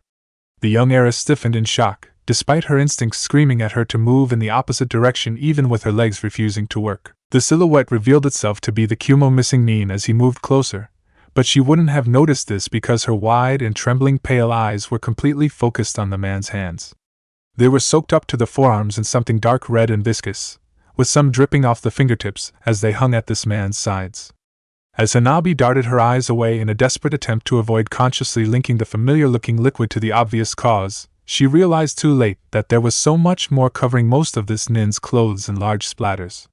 The man, who was apparently indifferent in how he looked to a frightened child at this moment, sighed. He surprised me a bit. I have to admit I just reacted and got him with a lucky shot, but it was messy. At least it was also quick. He spoke with a sheepish tone, as if he had just made an embarrassing oopsie doing an easy and common task he had done thousands of times before. Hanabi's breaths came in short and quivering gasps as she willed herself to scramble back from this slowly advancing man with her eyes now focused back on his soaked hands. Don't worry, they'll treat you well in my village. Thanks to your age, they'll have plenty of time to brainwash you almost painlessly until you've reached childbearing age. You'll be loyal to Kumo by then. The monster spoke in a composed voice, as if it would calm Hanabi down. Her backward scrambling became even more frantic, and her breaths now came out in loud whimpers. You won't even remember this. he whispered emotionlessly as he reached for her with one of his hands still covered in that liquid. His blood. That thought was the trigger for a sanity-shattering scream. Wah! Nabi ch. She was still screaming and flailing her arms to get away from the monster who slaughtered Na dash. Hanabi-chan! Her eyes blinked open rapidly at this forceful shout to see nothing but her older sister's worried face filling her vision. It was so unexpected she just froze at this sudden change of scenery. Oh, my sweet little sister, just what have you seen? Hinata cooed sadly at her little sister's wide-eyed expression of terror as she released her firm grips on Hanabi's wrists and drew her into a protective embrace. The younger girl's frozen body slackened a little as it instinctively reacted to the warmth of her older sister's motherly gesture. It's okay. You're back in your bedroom and safe. Everyone else is fine, too. Hinata continued in her soothing tone as she gently rocked the shell-shocked Hanabi back and forth for a long moment. The younger sister then dared to raise her head to see Hinata was right. She was back in her room and there were no sign of that monster. Their father and Tomo were standing at the end of her bed in their yukata, watching with clear concern on their faces. Meanwhile, Hinata was still whispering assuredly into her ear that she was safe. Finally, she gathered just enough strength to sit up and move back a little until she was softly holding hands with her sisters. She was staring at nothing just over Hinata's shoulder with a faraway expression, as if she was still working to separate dream from reality a bit while longer. We're all here and safe. No one has died. Hinata repeated, and her little sister seemed to have finally registered the words, as she blinked rapidly again with her eyes becoming watery and tears were already beginning to drip down her cheeks. Hinata's concerned expression softened with understanding. Was it Naruto-kun again? Hanabi's face adopted a mask of pure anguish upon hearing his name, and she let out a choked sob before burying her face in her older sister's chest. Oh, Onyai-chan! She wailed. Hinata nodded and turned her head to their father, who was grim-faced. Father dash. She was stopped by a raised hand.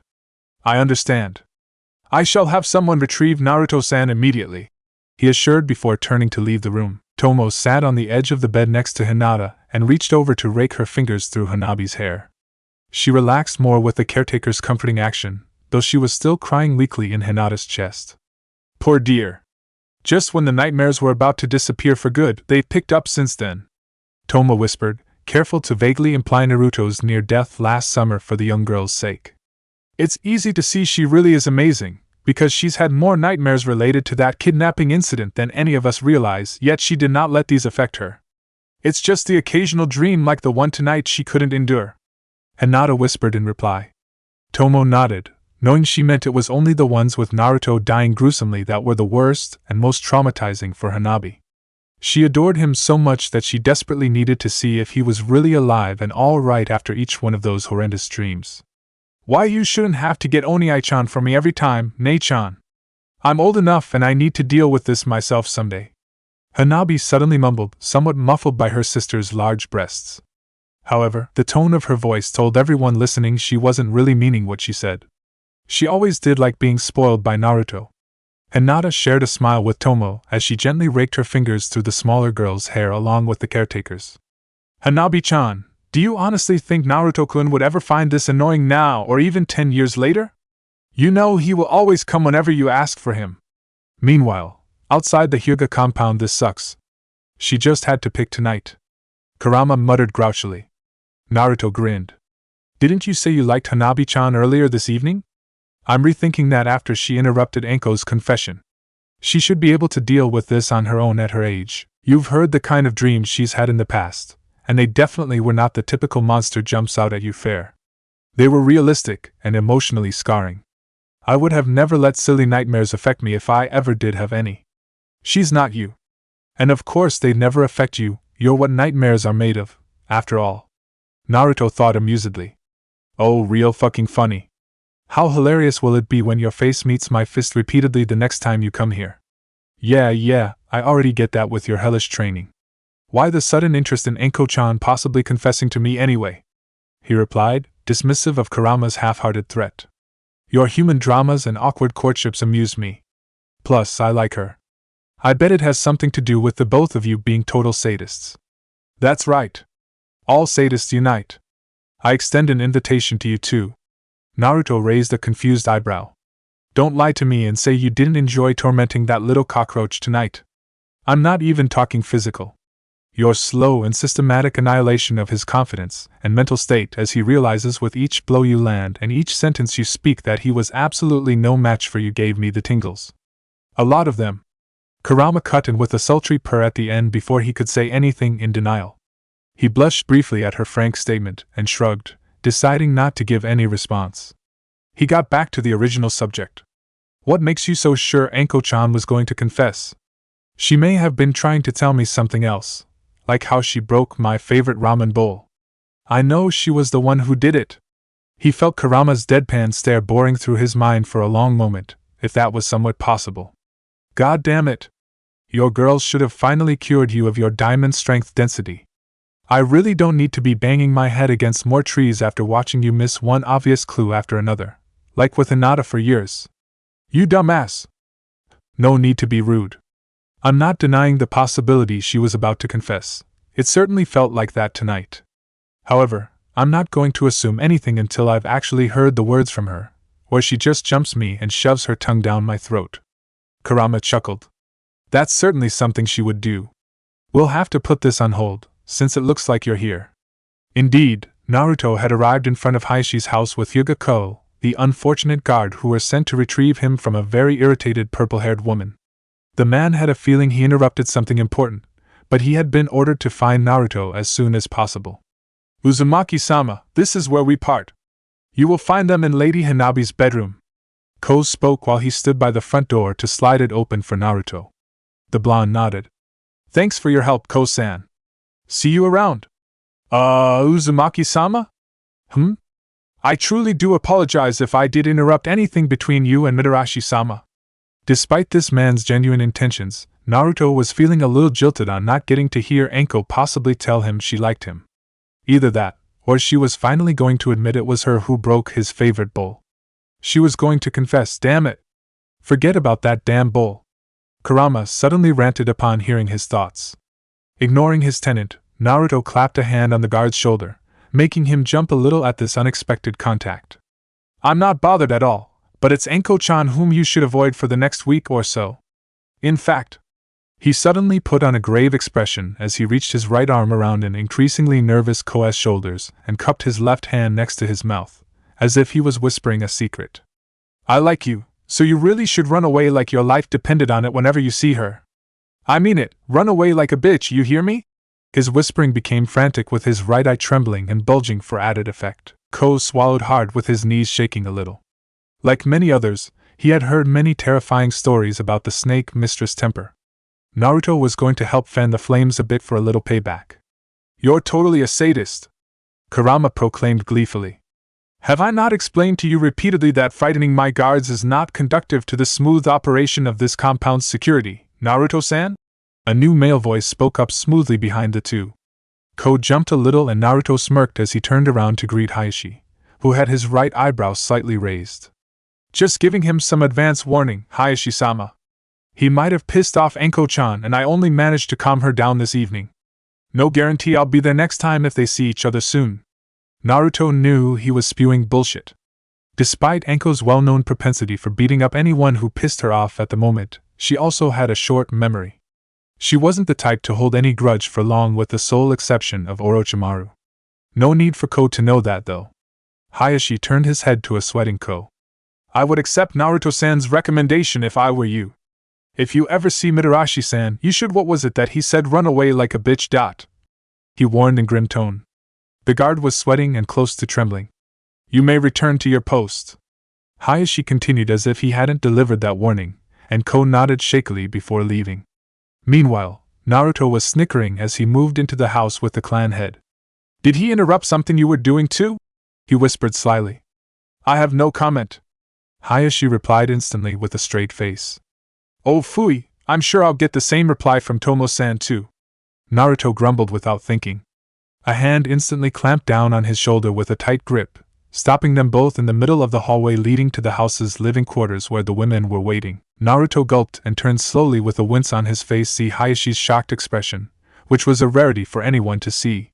Shit, did I say that out loud? Like I've said before, you're a dumbass. Hush you.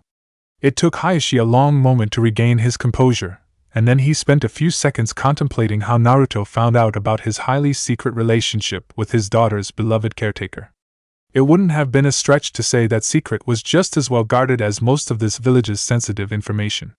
Finally, his eyes widened fractionally, and he wanted to smack himself on his forehead for overlooking something so obvious. It was your sense of smell. To think I was cautious enough to avoid having members of the Inuzuka clan discover me, yet I have completely overlooked you. Right.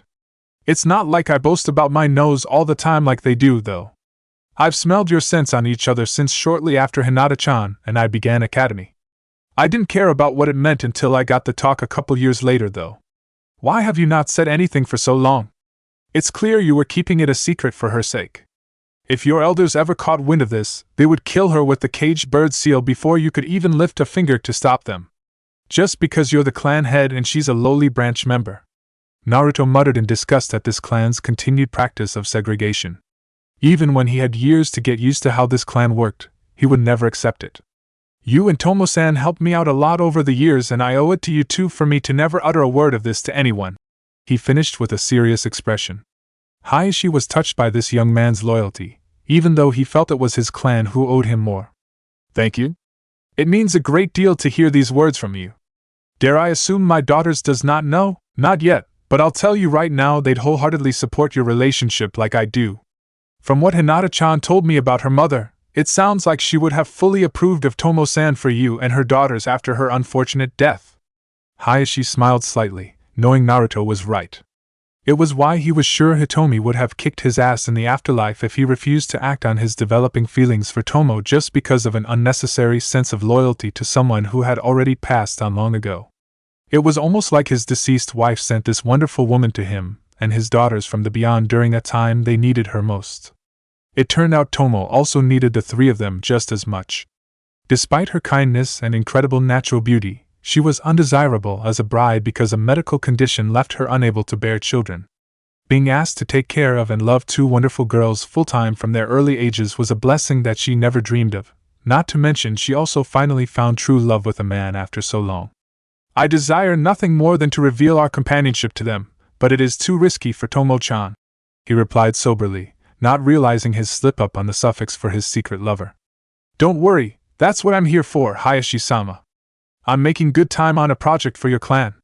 Hayashi nodded grimly, hoping that day would come soon. He was worried about the issue of removing the old seal from the branch members without the main members noticing. Only his great aunt knew how the caged bird seal worked, and also how to apply and remove it. She kept the secrets in her head and didn't allow any detailed documentation of the seal unless absolutely necessary. He doubted she was going to give up its secrets because of her harsh and conservative nature with a preference for preserving the clan's old ways. In other words, a colossal bitch. Only when she felt she was getting close to death would she pass the secrets on to someone of her own choosing, and it was likely the new person would share her viewpoints, which he did not want at all. A few of the other elders were also entrenched in the old ways, and still resisted the presence of an outsider like Naruto inside the compound to this day, especially when his relationship with Hinata came out into the open recently. It was only the clan head's stern stance on giving his daughter's savior privileges here and his still rising popularity with the majority of the clan that stilled their tongues to a certain degree. With all these factors, it was an uphill battle for Hayashi to complete his secret agendas. Add in the fact he would have to attempt removing the seal without alerting these elders and risking the safety of the remaining branch members, and it was a daunting task to undertake at the very least. He bitterly cursed the caged bird's creator for incorporating a way to kill all branded Hyuga with a quick hand seal at any time should one of the elders feel there was an uprising within the group. He was somewhat assured by Naruto's repeated guarantees that he had a secret and surefire way of removing the seal, but the blonde wanted to try other options before having to use that as last resort.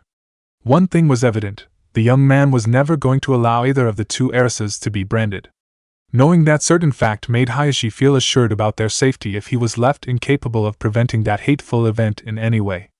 Speaking of Hinata and Hanabi, we will have to discuss this another time. For now, I dare say my daughters are impatient to see you as soon as possible, Naruto-san. Naruto grinned before suddenly frowning when he was reminded of something. What is it?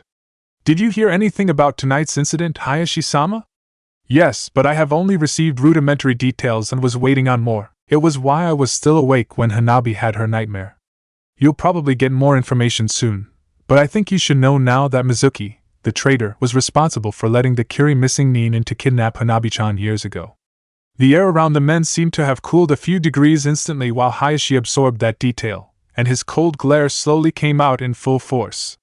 Naruto didn't pay this any mind. Where is that loathsome swine? The clan head's question came out in a blood-freezing snarl. His entire body was coiled and twitching, ready to rush off to find the bastard that allowed his youngest daughter to be put in harm's way. He's lying on a stainless steel table in the mortuary, last time I checked. He relaxed somewhat upon hearing of the traitor's demise. How did he die? He just kneeled over while I was in the middle of introducing him to my fists, feet, and four tails. Turned out he was tricked by his new master into poisoning himself. Was his death slow and agonizing? Hayashi whispered harshly, his fatherly side screaming for some blood and pain in revenge for his daughter. I'd say so. It wasn't pretty to watch. The clan head sighed and nodded calmly, before inclining his head. Then, since you are the one who apprehended him, thank you for at last bringing that kidnapping incident to its final closure this evening. I shall be inquiring for more details about this later, if you would not mind. Naruto nodded his acceptance, and they resumed walking. However, he couldn't help letting one more thing slip out. You should know Tomo-san gave me the idea to do your hair in cornrows the other day.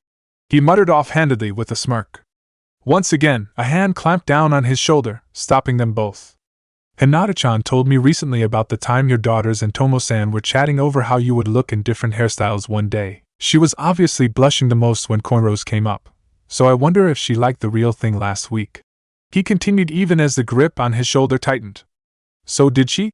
He finished teasingly with a knowing grin as he turned his head to see Hayashi averting his eyes with a small embarrassed blush, another rarity.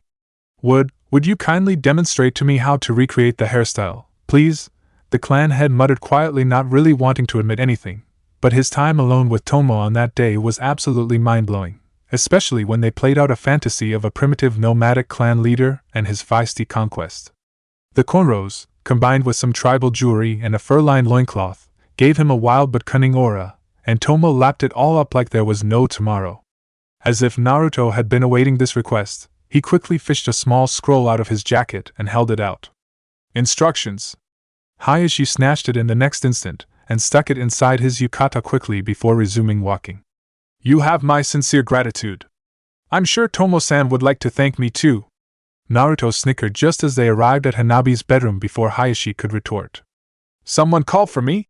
The blonde called out cheerily as the men stepped inside. All three women's heads perked up. Naruto-kun, / Oni-chan. Hanabi was looking better thanks to Hinata and Tomo's comforting presences, but the entire room seemed to have lit up with her dazzling smile upon seeing Naruto. Tomo stood up from the bed to exchange hugs with the blonde while Hayashi moved closer. Naruto-sama, thank you so much for coming so quickly for her sake. However, I am curious as to what else do I have to thank you for? Tomo whispered suspiciously next to Naruto's ear as she was hugging him. He allowed a brief sheepish grin at being overheard outside the door. You'll find out soon enough, he evaded with a knowing smirk, making her arch an eyebrow at him as they separated. She didn't pursue any further though. Hanabi, do you feel you will be all right for the rest of this evening? Hayashi queried as he gently put a hand on the top of his daughter's head. She blushed at the gesture and nodded shyly. Thank you, father. I'm sorry for keeping all of you awake with my issues, she mumbled, a little ashamed. The rest of the room's occupants smiled. I believe I am speaking for all when I say we absolutely do not mind at all. Please do not feel as if you are dishonoring yourself or any of us in any way, because there is no shame in receiving help from your family and friends anytime you truly need it. Sleep well soon, my daughter, he replied as he rubbed her head before stepping back for Tomo to lean in and wrap her up in a loving hug. The secret couple stepped out of the room afterward. Naruto had to fight down a laugh when he overheard Hayashi down the hall while the couple were still within his sensitive hearing's range. Tomo-chan, I dare say you will be pleased with what Naruto-san has just given me. Getting back to the situation at hand, he noticed Hinata was smiling and patting on the edge of the bed for her boyfriend to sit down. Hanabi was sitting silently on her bed, at least until he was seated when she quickly lunged to wrap her arms tightly around his neck. I am so glad why you're here, Oni-chan, she whispered brokenly as she buried her face against his neck. It's all right. Whatever happened in your dream wasn't real, he assured softly as he hugged her back and shifted her small body around so she was curled up on his lap. Loud sniffles were heard as she refused to remove her head. Deciding she needed to let it all out, he turned his head to Hinata, who was rubbing her little sister's back soothingly. Hinata-chan, did she tell you anything? She nodded and relayed the dream. After a silent moment, Naruto glanced down sadly at the young girl he was holding. He realized he was always dying at this Kumo nin's hands whenever Hanabi dreamed of his demise because the nin was so powerful. He wondered if it would help to assure her it likely wouldn't happen logically if that nin had been alive all this time and they faced each other now. It's a strange coincidence you've had that dream tonight. Before I came here, I helped catch the guy who let in those missing nin. He spoke softly, noticing how both sisters stiffened. He won't ever do anything like that to you or anyone else again. I've made sure of it, he promised firmly. Hinata relaxed a little with a somewhat satisfied expression. She was generally a nice and gentle person for the most part, but anyone that dared to harm those she loved, especially Hanabi, deserved whatever retribution they received. Did you kill him? Hanabi asked hesitantly, not really wanting him to have killed on her behalf. She didn't feel herself to be worth that. Not quite, but I've made him pay for this tenfold, and he definitely regretted ever thinking of letting those kidnappers in, he assured as he gave his curious girlfriend a look that said, I'll explain later.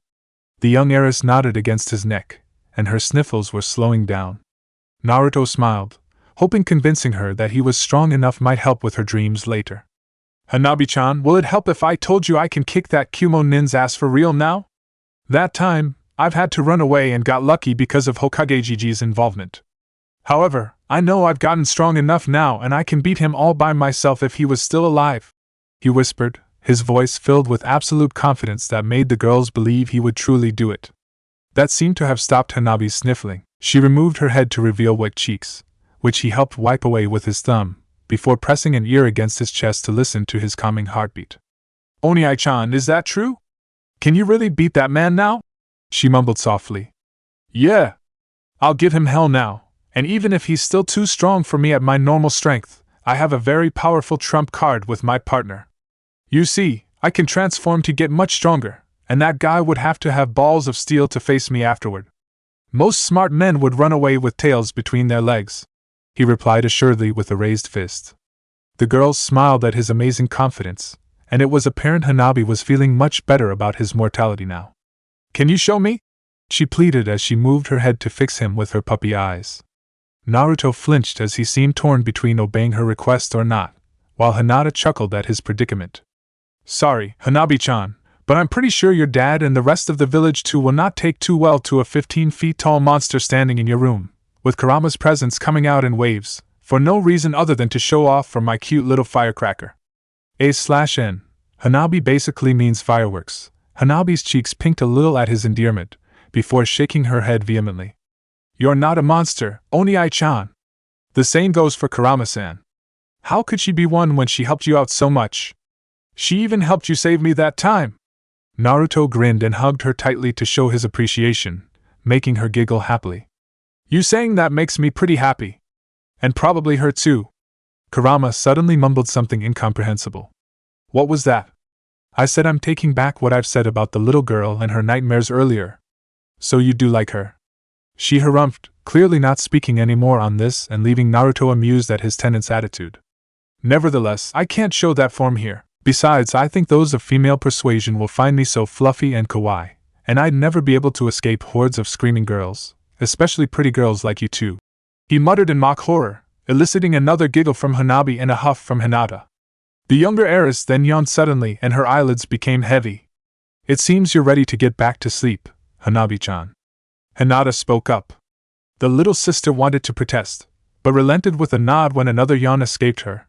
She then turned her pleading eyes to Naruto, who flinched again. What was it with women and their powerful puppy eyes? Oni-chan, could you stay until I've fallen asleep? He smiled and nodded before pecking the little girl on her temple, making her blush a little. He then released her to let her crawl back under her blanket. Afterward, Hinata leaned over around him to give her little sister her own peck on the other temple with a murmured exchange of good nights. Like I've always said every time, you never have to ask. He tucked her in and put his right hand out for her to grasp tightly with both hands as if it was her lifeline. Good night, And thank you for always coming, Oniai-chan. Hanabi mumbled sleepily as she closed her eyes slowly. Meanwhile, Hinata moved to sit behind Naruto with her arms wrapping around his waist and her head resting on his right shoulder, enjoying watching him with her little sister. You are so wonderful to her, my love. She whispered adoringly. I am? I just don't feel that way as long as I can't keep the nightmares away for good. He whispered back, a little annoyed at his inability to fight off dreams. What matters most is that you always came to her whenever she needed you. You've come for me all the times too. You're spoiling us rotten, Naruto-kun. She teased with a smile before being surprised by his head suddenly turning to lay a light kiss against her lips before she could react. There, I've spoiled you a bit more, he retorted with a foxy grin, leaving Hinata to blush adorably before grinning happily with her arms tightening around his waist. At this moment, the younger heiress was asleep with a cute grin. After 15 minutes of small talk, the couple decided Hanabi was now in deep sleep. Naruto created a clone to switch with him for the night, and report to him if she relapsed into another nightmare. The couple then quietly stepped out of the room and moved down the hall to Hinata's room. She was humming quietly next to a silent Naruto, a little eager at the prospect of getting her goodnight kiss any second now. However, she let out a surprised squeak when her boyfriend took a firm hold of her arm and gently moved her so her back was pressed up against the wall across from her bedroom's door. He then moved close enough that his chest was almost touching hers, and his larger frame seemed to envelop the smaller woman as he trapped her with his hands touching the wall by her shoulders. Hinata realized his intention quickly, and she couldn't help but lick her lips in anticipation as her hands unconsciously moved to lightly clutch his jacket at the sides. And Naruto-kun! She gasped with a pleasant shiver reverberating throughout her entire body. The tremors then gathered into one spot, heating up rapidly between her legs at the sight of Naruto staring at her slightly pink and wet lips with clear hunger in his eyes. He had discreetly removed his eye patch, revealing the ice blue iris glowing softly in this dim hallway. Assertive Naruto-kun is yummy! And that eye is burning all of my reactions to his memory for him to view in high detail over and over. Oh Kami! At that thought, Hinata bit her bottom lip to hold back a moan as her thighs rubbed together, sending waves of delightful tingling throughout her lower half. Her wide pale eyes were now locked with his intense blue ones as he silently moved his right hand to gently trail the fingertips down her left cheek, making her gasp softly as she instinctively leaned into the touch. His thumb then lightly touched her trembling lips to trace across them slowly, and she did moan faintly at this. Her now rock-hard nipples had to be showing even through her yukata, and she was sure his sensitive nose picked up on her rapidly rising arousal. Yet Naruto didn't seem to have paid either of these any mind as his eyes remained completely focused on her flushed face. Her heartbeats felt like they were thundering in her chest, and her light panting became heavier and hotter the longer he was gently touching her face. She was about to nibble sensually on his thumb, tracing her soft lips to entice him into further action, but he moved it away at just that moment, as if teasing her. Naruto-kun! She whimpered imploringly as she weakly tried to pull him in closer using her grip on his jacket. Another shiver rippled through her when her boyfriend began leaning in slowly for an apparent kiss, and her legs almost weren't able to support her at this point. She closed her eyes with her lips opening slightly, prepared for what she was sure would be the most passionate kiss so far in their relationship. Only to get an extremely light peck on her right cheek while his hand patted softly on the other one. Then the warmth from the closeness of his body disappeared instantly as her weak grip on his jacket was broken. Huh! It was like being doused with ice water. Her eyes popped open to stare confusedly at Naruto, who had moved back to make space and was putting his eye patch back on. What happened to the yummy assertive Naruto-kun about to give me some panties-drenching kisses? Trying to make sense of what just transpired, Hinata whimpered weakly as she reached a hand out to try to grab him, intent on pulling him back to what he was doing to her just a moment ago. Her entire body was trembling and feeling weak because she was so incredibly turned on. He intercepted and grasped her outstretched hand with an innocent smile before leaning down for a quick peck on her knuckles, frustrating her to no end. While that would have been charming any other time, right now she wanted nothing but hot, deep, and toe-curling lip locks that would have left her nothing but a quivering mess afterward. Understanding struck her like lightning. He was getting back at her for how she and Ino teased him mercilessly with their hands rubbing sensually up and down his thighs at the ramen stand earlier tonight, while he was unable to retaliate. Naruto must have seen it on her face because he had just put on his best foxy smirk and bowed in a gentlemanly way. She shivered half in dread and half in awe. He had gotten her back rather skillfully, and she had a feeling Ino was going to get the same treatment soon. Now that I've given you your goodnight kiss, please sleep well, my lady. I hope you will allow me to lay my undeserving eyes upon your radiant beauty once more soon. He spoke in a gentlemanly tone, mixed with some mischievousness, before turning to leave a stunned and panting Hinata outside her room, not looking back. That little peck on her cheek was the goodnight kiss? And then Naruto-kun. She finally found her voice and tried to move after him. She wasn't going to let him go that easily. Yet, her legs failed completely and she collapsed weakly to her knees. When she looked up, her boyfriend had disappeared, leaving her all alone in the hall. A still horny Hinata fumed before sighing in defeat. She may have deserved a payback, but did it have to be this way? After a long moment of trying to contain her raging hormones, she gave up and tried to get up, but her trembling legs refused to obey. Her body just wasn't moving like she wanted at the moment. Letting out a groan, she wondered when Naruto was going to do the same to Ino and if she might have time to warn her friend. She ended up having to crawl into her bedroom, thinking of how to cool herself down. A cold shower was likely in the near future. Next morning at Yamanaka Flower's Ino's side as she wiped some sweat off her forehead with her arm now that the day was beginning to heat up.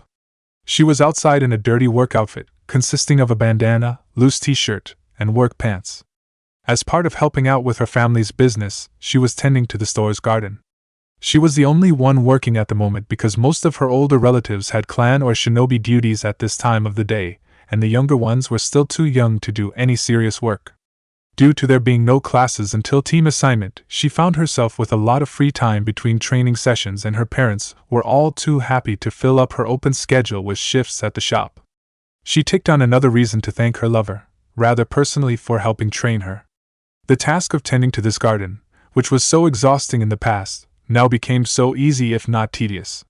In fact, she had to crank up her resistance seal temporarily just to get some good exercise going. The beautiful blonde woman scoffed to herself at that thought as she finished potting several roses. The fact she craved exercise, an activity her younger self would have derided as dirty and sweaty, proved she came a long way since then. It also helped that a certain handsome blonde-haired man preferred strong and active women. "Ino-chan, you're looking gorgeous as usual." Ino grinned happily. Speak of the devil. A pair of muscular arms wrapped around her waist from behind. She hummed pleasantly as she leaned back into a firm chest. She had known her man was coming since 5 minutes ago when she sensed his chakra signature making its way here. For him to be able to get the drop on her anytime soon, he would have to train on concealing his chakra signature somehow. "I know I am handsome. However, right now you should realize you're holding a sweaty and dirty gorgeous girl in your arms at the moment," she warned uncaringly, not apologetic about getting her sweat on him. That was another thing her younger self would have freaked out about. She smirked, happy to have left that bratty girl behind a long time ago. "Don't care. In fact, I find a beautiful woman working hard quite alluring." Naruto spoke gently into her ear before pressing a kiss to the back of her neck, its access made easier by her short hair. She shivered pleasantly from the kiss while getting more comfortable in his arms. They then began swaying a little side to side while slowly spinning in place, as if they were doing a little dance. A cool breeze blew through, causing almost all the colorful plants surrounding the couple to sway gently, and creating a nice atmosphere. After a long moment of enjoying themselves and the scenery, Ino regretfully decided to break the silence. "So what brings you here, Naruto-kun?" One of Naruto's arms moved up from her waist to show what he was holding in his hand. Ino raised an eyebrow in interest. "Chamomiles? They're beautiful," she cooed, reaching up to retrieve a pair of herbal flowers with many small white petals around a large yellow center from his grip. She inspected them for their freshness and any unique feature before tilting her head in curiosity. "You picked them from behind the Hokage monument recently, despite the fact we sell these here all the time." Naruto grinned as he squeezed her lightly before resting his chin on her left shoulder. "As usual, you're amazing with plants." Ino blushed at his action and praise before clearing her throat. "So what were you about to apologize for?" She felt the man shift slightly. "What makes you think that's what I was gonna say, Ino-chan? The basic meaning of a chamomile is patience. In other words, I'm getting the hint you're asking me for some leeway on something you did recently." Despite the topic, Ino had to admit she was very pleased with Naruto's growing knowledge about the plants and their meanings. In fact, it usually got her hot and bothered knowing her man was actively interested in learning about some of her interests, especially flowers. While she was thinking this, Naruto grinned sheepishly. "How's your head?" She briefly scowled at the memory of her and Kana suffering some painful headaches last night when a powerful chakra pulse hit them hard. They had thought about hunting down Naruto to demand the reason why, but Inoichi, being one of the higher-ups, quickly received details about the Mizuki incident last night. It wasn't like Ino was going to hold it against Naruto for doing his job now, but it was nice that he was sincerely apologizing anyway for having to use the pulse. Ino reached up with her left hand to pat his left cheek softly as she turned her head to peck the other side. I know why you had to do it. I don't like that technique, but it can't be helped. I was already fine after an hour. Still, I want to apologize and make sure you're alright anyway. Ino nodded with a smile as she twirled the flowers between her fingers. She couldn't help but wonder what she had done in a previous lifetime to deserve someone so thoughtful and caring like Naruto, especially after she almost stupidly threw away her shot with him not so long ago. Looks like you've got a big chore here. Want my help? Her love spoke up as he released his hold on her, who couldn't help but be disappointed at the loss of contact. If you want to, you can spread the fertilizer around this section and that should speed up my work. The bags are over there. She pointed at a tall stack of giant fertilizer bags. Naruto nodded his affirmative and moved from behind her. Ino was about to suggest something, though. It's going to get your clothes dirty. You should, and she tampered off in shock when she finally got her first good look at her boyfriend, since he had been standing behind her the whole time until now. Her brain just locked up at the sight before her. Muscles. That was all Ino saw since Naruto was wearing a tight black A-shirt that exposed his muscular arms, his well-built neck, and some of his firm and toned chest. In addition, what little of the stretched fabric there was easily showed off every contour of his marvelously sculpted abs and back. Naruto had to have known that was her favorite shirt on him, and he compounded this further by wearing a pair of shorts she absolutely loved as well. They were crimson red, loose, and covered up to just past mid-thighs. In other words, most of his powerfully built legs were on display for her viewing pleasure as well. Ino had to snap her dropped jaw closed lest she risked embarrassing herself by allowing some drool to get out. Naruto looked back with a charming smile that almost made her knees buckle. Good thing I thought ahead, right? It's going to be pretty hot today. So sexy. She thought ravenously as she watched her suddenly irresistible boyfriend walk toward the bags with a faraway look in her eyes. Of course, this wasn't enough for whoever was the deity of lust up there, because she just witnessed two more clones wearing matching outfits come into existence to help their original with the bags. She squeezed her suddenly warm thighs together with a barely audible whimper when she saw all three squat down to pick up a bag each, which tightened their shorts enough to show the shapes of their firm and sculpted rear ends. She just knew she was never going to be able to finish her task with three distractions around her, but she just couldn't help enjoying the sight of many manly muscles flexing and bulging as they got covered in a shiny sheen of sweat. Soon it had been a long and torturous 30 minutes. Ino thought at one moment she was going to get some relief when the clones dispelled as Naruto completed his task. However, that was only a brief reprieve as she was now kneeling on the ground trying her best to not whimper needfully and squirm against the almost unbearable heat filling up her entire body, especially in her lower half. The reason for this was one of the most dangerous things to womankind occurring in front of her, a topless Uzumaki Naruto rinsing his sweaty and dirty body off with a water hose. "Oh yeah, this is a great feeling," he exclaimed as he hosed down his glorious chest with the cool water. Ino couldn't help but almost drool as she watched a particular bead of water slowly make its way down from his strong jawline, through a gauntlet of shifting and flexing muscles all the way down his torso, then it disappeared under his shorts waistband. She so wanted to follow that same trial with her fingers. Just when she thought this couldn't get any better, Naruto proved her wrong by bending over to hold the running water above his head and rinse out his spiky blonde hair. "Cammy!" She breathed out with her glazed-over eyes completely focused on the sexy and slick mess his beautiful blonde hair became when wet. She swore to herself that she was going to find every reason to see more of that breathtaking messy-haired look from now on. And then she was finally delivered her knockout blow when Naruto stopped rinsing his hair and shook his hair like a fox. It was like she was watching all this in slow motion, and it was the hottest thing ever, especially with that grinning foxy expression on his face. He then straightened up and raised both hands to sweep his hair back and wring out whatever water was left, showing off every bit of his upper body muscles as they flexed and stretched the higher he raised his arms. Gurgle. She blushed bright red because she was not sure if that tiny noise she just made came from her throat or from somewhere else on her body. After taking a moment to compose herself, She was finally released from this wonderful torture when Naruto dried off the rust of his body enough and tugged his A-shirt back on, covering up all those muscles much to her mixture of disappointment and relief. Taking a break, Ino-chan? A voice cut through her daze and she shook herself out of it somewhat to find Naruto standing over her. She still hadn't gotten up after collapsing to her knees when the show got to be too much. Why yes. He grinned wide and reached down to rub the top of her head, using up her neatly tied bandana in the process as well. Ino nearly moaned under this innocent ministration. Her entire body was so eager for any physical contact from this man after the 30-minute show she endured. She raised her hand, about to reach up and wrestle him down to the ground, straddle him, and then kiss him like there was no tomorrow. She didn't care if she was doing it in a public place of work at this point. Unfortunately, someone else had a different idea. Naruto-kun! Ino inhaled sharply at the sound of her mother's voice calling out from the store. She did not need an interruption just when she was so ready to jump her boyfriend. Yeah, Kana-chan? Naruto called back in response, seemingly unaware of Ino's thoughts of revenge against her mother. A beautiful brunette standing next to the store's rear door was waving. Mind helping me with something inside? It'll only take a few minutes. And Ino-chan, I think your break's been long enough. You'll need to finish up soon, Kana admonished with a teasing smile before stepping inside, as if she knew exactly what her daughter was feeling. It would not have surprised Ino if her mother had been watching from inside and picked the perfect moment to interrupt. Okay. Ino-chan, I have to go somewhere after this, so I won't be coming back out here. Are you going to be fine here? Naruto quizzed as he helped pull his shaky girlfriend to her feet. She wondered how she was still standing with all the hormones still raging within her. I'm good. Thanks for coming out here.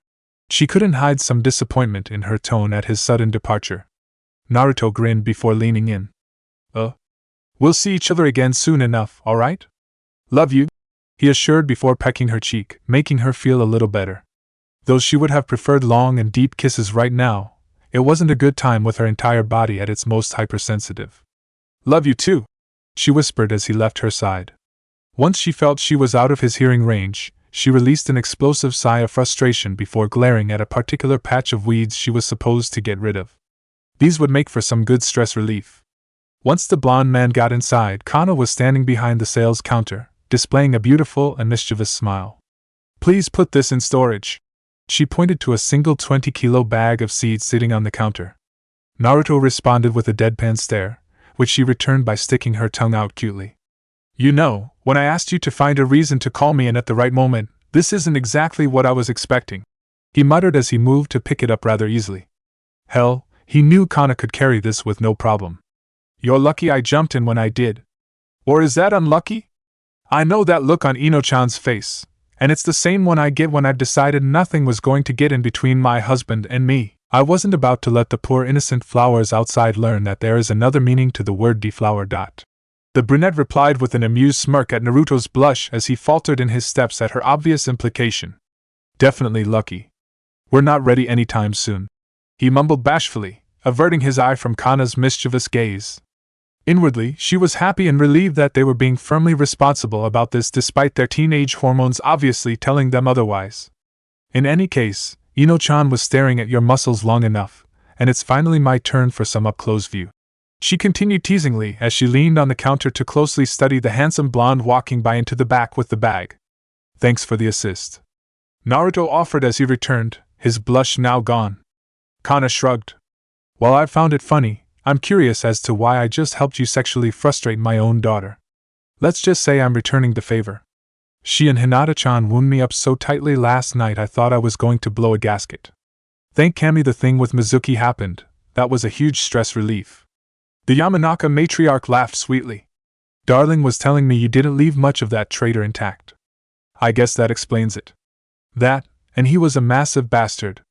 I'd better go before Ino-chan comes in, so thanks again for putting up with my requests, Kana-chan. I do have to point out a prank normally isn't complete if the victim hasn't realized they've been had, Naruto-kun. Naruto stopped at the front door with a foxy smile that made even Kana's cheeks a little pink. He really was damn good looking in that outfit, and the thing he did with the water hose would be burned into her memory for a while. Ino had been completely right. That was a deadly weapon against all of womankind. She'll find out whenever Hinata-chan comes here. Knowing her, she's on her way here soon to warn her friend. Too bad for them it's too late, he chuckled before exiting. Soon after Ino finished her shift. Ino-chan! Hinata called out as she arrived at her friend's bedroom door and knocked. It was a long moment of waiting before someone finally answered. Come in. You'll have to excuse me since I just got out of the shower. The indigo-haired girl opened the door to find her blonde friend sitting at the desk with her body wrapped tightly in a towel while drying her hair with another. She noticed Ino's face was a little flushed, and she let out a sigh. Naruto-kun's already gotten to you, didn't he? Ino snapped her head to Hinata, towel falling out of her damp hair in the process. What do you mean, Hinata-chan? I had the same look on my face after my cold shower last night. Hinata pointed out as she closed the door behind her, then moved to sit and get comfortable on Ino's bed.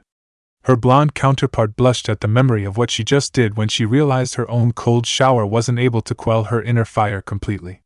She then stood and moved to the closet to begin getting dressed, wondering how Hinata seemed to have known what happened. It was payback for what we did to him at the ramen stand last night. Her friend continued as if she spoke her thought out loud, making her head twirl around with her jaw dropping open just as she finished putting her underwear on. I knew it! I should have known he did that on purpose. At least it explains the flowers he gave me. Flowers? Before he did his sexy magic on me, he gave me 2 chamomiles. According to the flowers' meaning, he was asking for some patience. In other words, apologizing on something he did. I know the first one was for him using that chakra pulse last night, which gave Mom and me some headaches. I wasn't sure about the second flower and thought it was just an extra he put in, since he knows just 1 flower was enough to convey the meaning most times. At least that's what I believed until now, she muttered thoughtfully as she tugged on her shirt, while Hinata listened. The second chamomile must have been implying that he was asking to be forgiven for what he was going to do to me ahead of time. And oh Cammy, even though he left me hanging in the end, he sure did a lot to me. I was so ready to do unspeakable things to him. Ino finished with a somewhat dreamy expression as she hugged herself around the stomach. Her friend chuckled. Same here. Even then, I can't seem to stay annoyed with him for long. We did get him first. Also, it probably helped that we have these detachable shower heads in our bathrooms to help us calm down afterwards so we're not quite as grumpy as we could have been. The blonde nudged with a sly smile. Hinata blushed and glanced away bashfully, confirming that naughty thought. No need to be embarrassed. It's easy to guess what I've done recently too. Ino admitted with a blush of her own just as she finished pulling her capri pants on. The other woman giggled and nodded with a knowing smile. Do you want to talk about what he did to us? Ino's grin was positively hungry as her eyes gleamed at the prospect of more juicy information. She quickly finished getting dressed, skipped over to the bed, and plopped down next to Hinata to begin their chat. Meanwhile, somewhere else in the village, Mitarashi Anko was tired and cranky from the effects of a hangover as she scowled at a pair of pedestrians who were chatting too loudly for her comfort. She was walking slowly on the streets, in no hurry without a destination in mind until she figured out what to do for the day.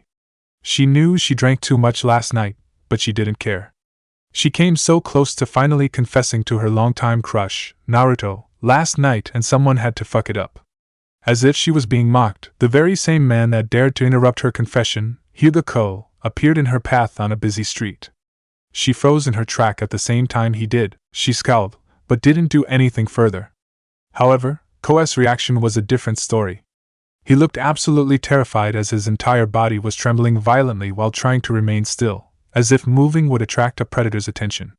Anko sighed. Apparently this man had taken some of the rumors about her temper to heart. She wasn't going to do anything to him now that some time passed for her to cool off, and she was about to set him straight. Oi dash shaw! Ko screamed as he sprinted at full speed in the opposite direction. He was even running in a zigzag pattern, as if to confuse a predator. Anko blinked as she stared blankly at the rapidly retreating back of a supposedly composed Hyuga running away like a bitch. She frowned when surprised bystanders began whispering to each other about what the snake trader might have done to that poor Hyuga. Oddly, that's not the first time this happened. I bet that rookie had something to do with this, though. She grumbled to herself as she resumed her stroll. It wasn't even a minute later when she came across the same blonde man that was in her thoughts lately. Naruto was standing cross-armed on the street staring at something nearby with an inquisitive expression. Oh hell, he's in hottie mode. Anko muttered with a small blush as she took in the sexy A-shirt and shorts combo he was wearing. As evidenced by some heated stares several nearby females were directing at the blonde, it was apparent she wasn't the only one who noticed. Scowling in jealousy at the lustful looks her secret love was getting, she moved up beside him and casually leaned her left forearm on his right shoulder in a friendly manner. "Oi, rookie, fancy seeing you here," she spoke in an overtly sweet tone, before glaring back at most of the women checking out Naruto, who were glaring right back at her. "Mine," she snarled inwardly. "Enko-chan, I didn't expect to find you already," Naruto commented as he continued to stare at whatever he was seeing. The snake mistress snapped out of her mental catfight with the other women, who moved on in bitter defeat once they realized that hot blonde eye-patched man actually knew the floozy hanging off him. "You sound like you've been looking for me." "Yep, but first, let me ask you something. What do you make of this?" Enko frowned in confusion as she followed Naruto's pointing gesture. "What do you mean dash?" She clamped up in surprise as she made out a lamppost bent 45 degrees from its original design at a pronounced kink midway up the post. The very same lamppost she kicked in anger last night when Ko snatched Naruto from her near confession. Why the interest? It's normal for a public property to get damaged once in a while." She tried to deflect. Naruto nodded. "That's true. However, what's curious is that this is the exact same spot where we've had our conversation interrupted last night. I know for a fact that lamppost was perfectly straight when I left with Ko-san." Enko almost grimaced as she watched Naruto swivel his head toward her with a small knowing smirk. "You know anything about this?" She put on her best smile, which wasn't very good considering she was nervous at the moment. "We must have just missed whoever did this." She lied badly, certain she was already caught. Naruto stared for a long moment, making her sweat. She swore she saw his lips twitch at one point. Finally, he shrugged with a small smirk that said he wasn't convinced at all. "I suppose you're right. Anyway, I got a favor to ask of you." Sighing inwardly that he was apparently giving her an out, she was eager to move on. She quickly found out she needed to be more careful with what she wished for with this next subject though. "I'd like to use Training Ground 44 for the next few days." Enko snapped to Naruto, whose expression showed he was not joking. "The Forest of Death? Tomorrow outside the Forest of Death. I wonder how I let you convince me to allow you in there." The same woman grumbled as she stood next to Naruto before the tall fence surrounding the ominous-looking forest. The blonde shot her a winning smile. "Must have been my charming personality." A hand swatted him upside the head, making him flinch. Grumbling, he turned his head to see Ino and Hinata staring at him in deadpan. "Or is it the fact you bribed Enko-chan with all the dango she wanted using half of the reward money you got from stopping Nezuki? We all know how she gets when it comes to dango," the young Yamanaka muttered with narrowed eyes. At the mention of so much promised dango waiting for her, Enko slipped into a world of her own with glazed eyes and her mouth agape with a bit of drool coming out. Now, Ino-chan, bribe is such a strong word, don't you think? Instead, think of it as a gift and thanks for her considering my request. It has no bearing on her decision." Naruto smoothly replied with his hands up in a placating gesture. Ino huffed in disgust at his blatant redefinition, and Hinata put on a disappointed expression. "To think the man we love is already going down such a dark path with his silver tongue and trickery." She spoke lowly while shaking her head. Instead of giving in to his girl's disapproving remarks and looks, Naruto laughed. "Sorry, you're not going to turn me from this with your lousy acting." Ino growled and stomped her foot like a child not getting her way, and Hinata puffed her cheeks cutely. They apparently weren't serious, since they just wanted to keep their lover with them a bit longer. Why did he need to disappear for several days? "This is something Kurama has been planning for me since she found out about this place. She feels that I need to get used to death fights against opponents who do everything they can to kill me, and I agree with her. It's so I won't risk freezing up against human enemies down the road." Enko-chan dealt with this training ground just fine all by herself since she was even younger than us. "I don't see why it's impossible for me as well," he continued as he gestured toward the forest. Enko snapped out of her dango trance at the mention of her name, and clapped a hand on his shoulder. "He's right. Now get in there so I can get my dango sooner." The others swore they saw her eyes change into a pair of steaming dango for a moment, as she licked her lips. "Seriously, I'll be alright and this'll be over quicker than you think. Even if things did somehow get too bad, I have a few options to get out of any situation," Naruto assured as he patted his stomach. "She's not going to let me die in there if she can help it." The young women nodded despondently. They were going to worry and miss him, But if he was adamant about this, then there was nothing they could do. I'll be back day before team assignment, and we'll do something together that night, he promised, which seemed to help the girls feel a little better about being without their man for a few days. It was the first time they would go at least that long since when he left on his ill-fated trip to Iron. The young man then reached out for Hinata's hand and pulled her into a tender kiss with his hands on her hips. She let out a surprised but pleased moan as she melted into the kiss with her arms wrapping tightly around his neck. Meanwhile, Ino became positively giddy as she blushed and giggled while impatiently awaiting her turn. One of Enko's eyebrows twitched constantly in annoyance the longer she watched the kiss go on. Damn it, she wanted to be in that man's arms too. Finally, Naruto released Hinata and she seemed to have been trapped in a dreamlike state for the moment. Ino didn't give him much time to prepare as she suddenly leaped into his arms for him to catch and swing her around laughing before their lips met in a heated kiss of their own. Watching the blonde mindwalker just give herself completely into this moment, the snake mistress swore to herself she would finally get herself that kind of kisses soon enough. Her hand twitched, almost automatically reaching for Naruto's collar to pull him in when he released the beaming Ino, but she held back. I just wanted to get some great new memories to enjoy while I'm all by myself in there, Naruto explained with a grin. The younger girls snapped out of their dazes and laughed quietly, while Enko rolled her eyes at this cheesy line. Perhaps there is some good to be said about your silver tongue, Naruto-kun. Hinata replied with a playful smile. If you wanted to remember this, then you forgot to turn your left eye on. Ino added with a saucy grin, implying she wouldn't mind doing another take. Naruto shot the girls a winning smile as he tapped on his eye patch. My times with you gorgeous ladies are always unforgettable, so I don't need this Sharingan's help, he replied smoothly with an incline of his head. The girls blushed adorably and Enko groaned softly. Enough of the mushy bullshit. Get going! She growled as she shoved Naruto toward the fence. The jinchuriki chuckled with a cheeky grin before waving.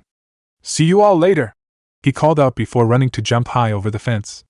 The thick foliage swallowed him up as he disappeared from their sight almost instantly. After taking a moment to recover from her blushing, Ino sighed in frustration. This sucks. I hate that a certain person thinks we're not strong enough to go in with him. She grumbled with an accusing glare at Enko, who shrugged. You know the deal, Blondie. This forest is dangerous, and while I know this area and the animals like the back of my hand, even I have to stay on my toes a bit. With that, my compromise is simple. Last half an hour against me going all out in a survival session.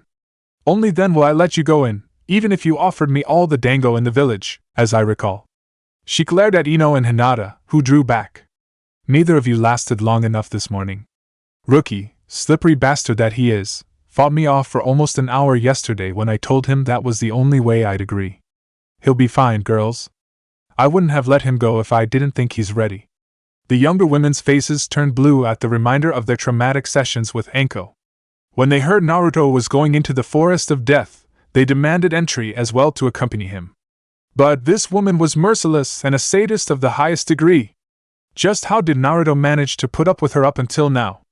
Enko apparently got what they were thinking because she smirked and turned to walk off while cackling evilly, making Hinata and Ino shiver in terror as they tried their best to erase that horrible experience from their memories. That was a nice bit of revenge for the Jounin after having to sit through those mushy kisses without getting any of her own. Later that afternoon in a council meeting room. Those cocksuckers, they just won't leave well enough alone. The purple-haired Jounin growled quietly with a vicious glare directed across the large circular chamber at the 10-member civilian council who just made an outrageous request. Don't worry, Enko-san. Remember, Pops is the law here and anything he says goes. This is just a last desperate gasp before we get him for good. After this, the civilians won't be able to do a single thing. Sarutobi Asuma whispered confidently next to her, though his displeasure with the recent proceedings was apparent too. Even Hatake Kakashi put his precious porn book away with annoyance clear in his eye.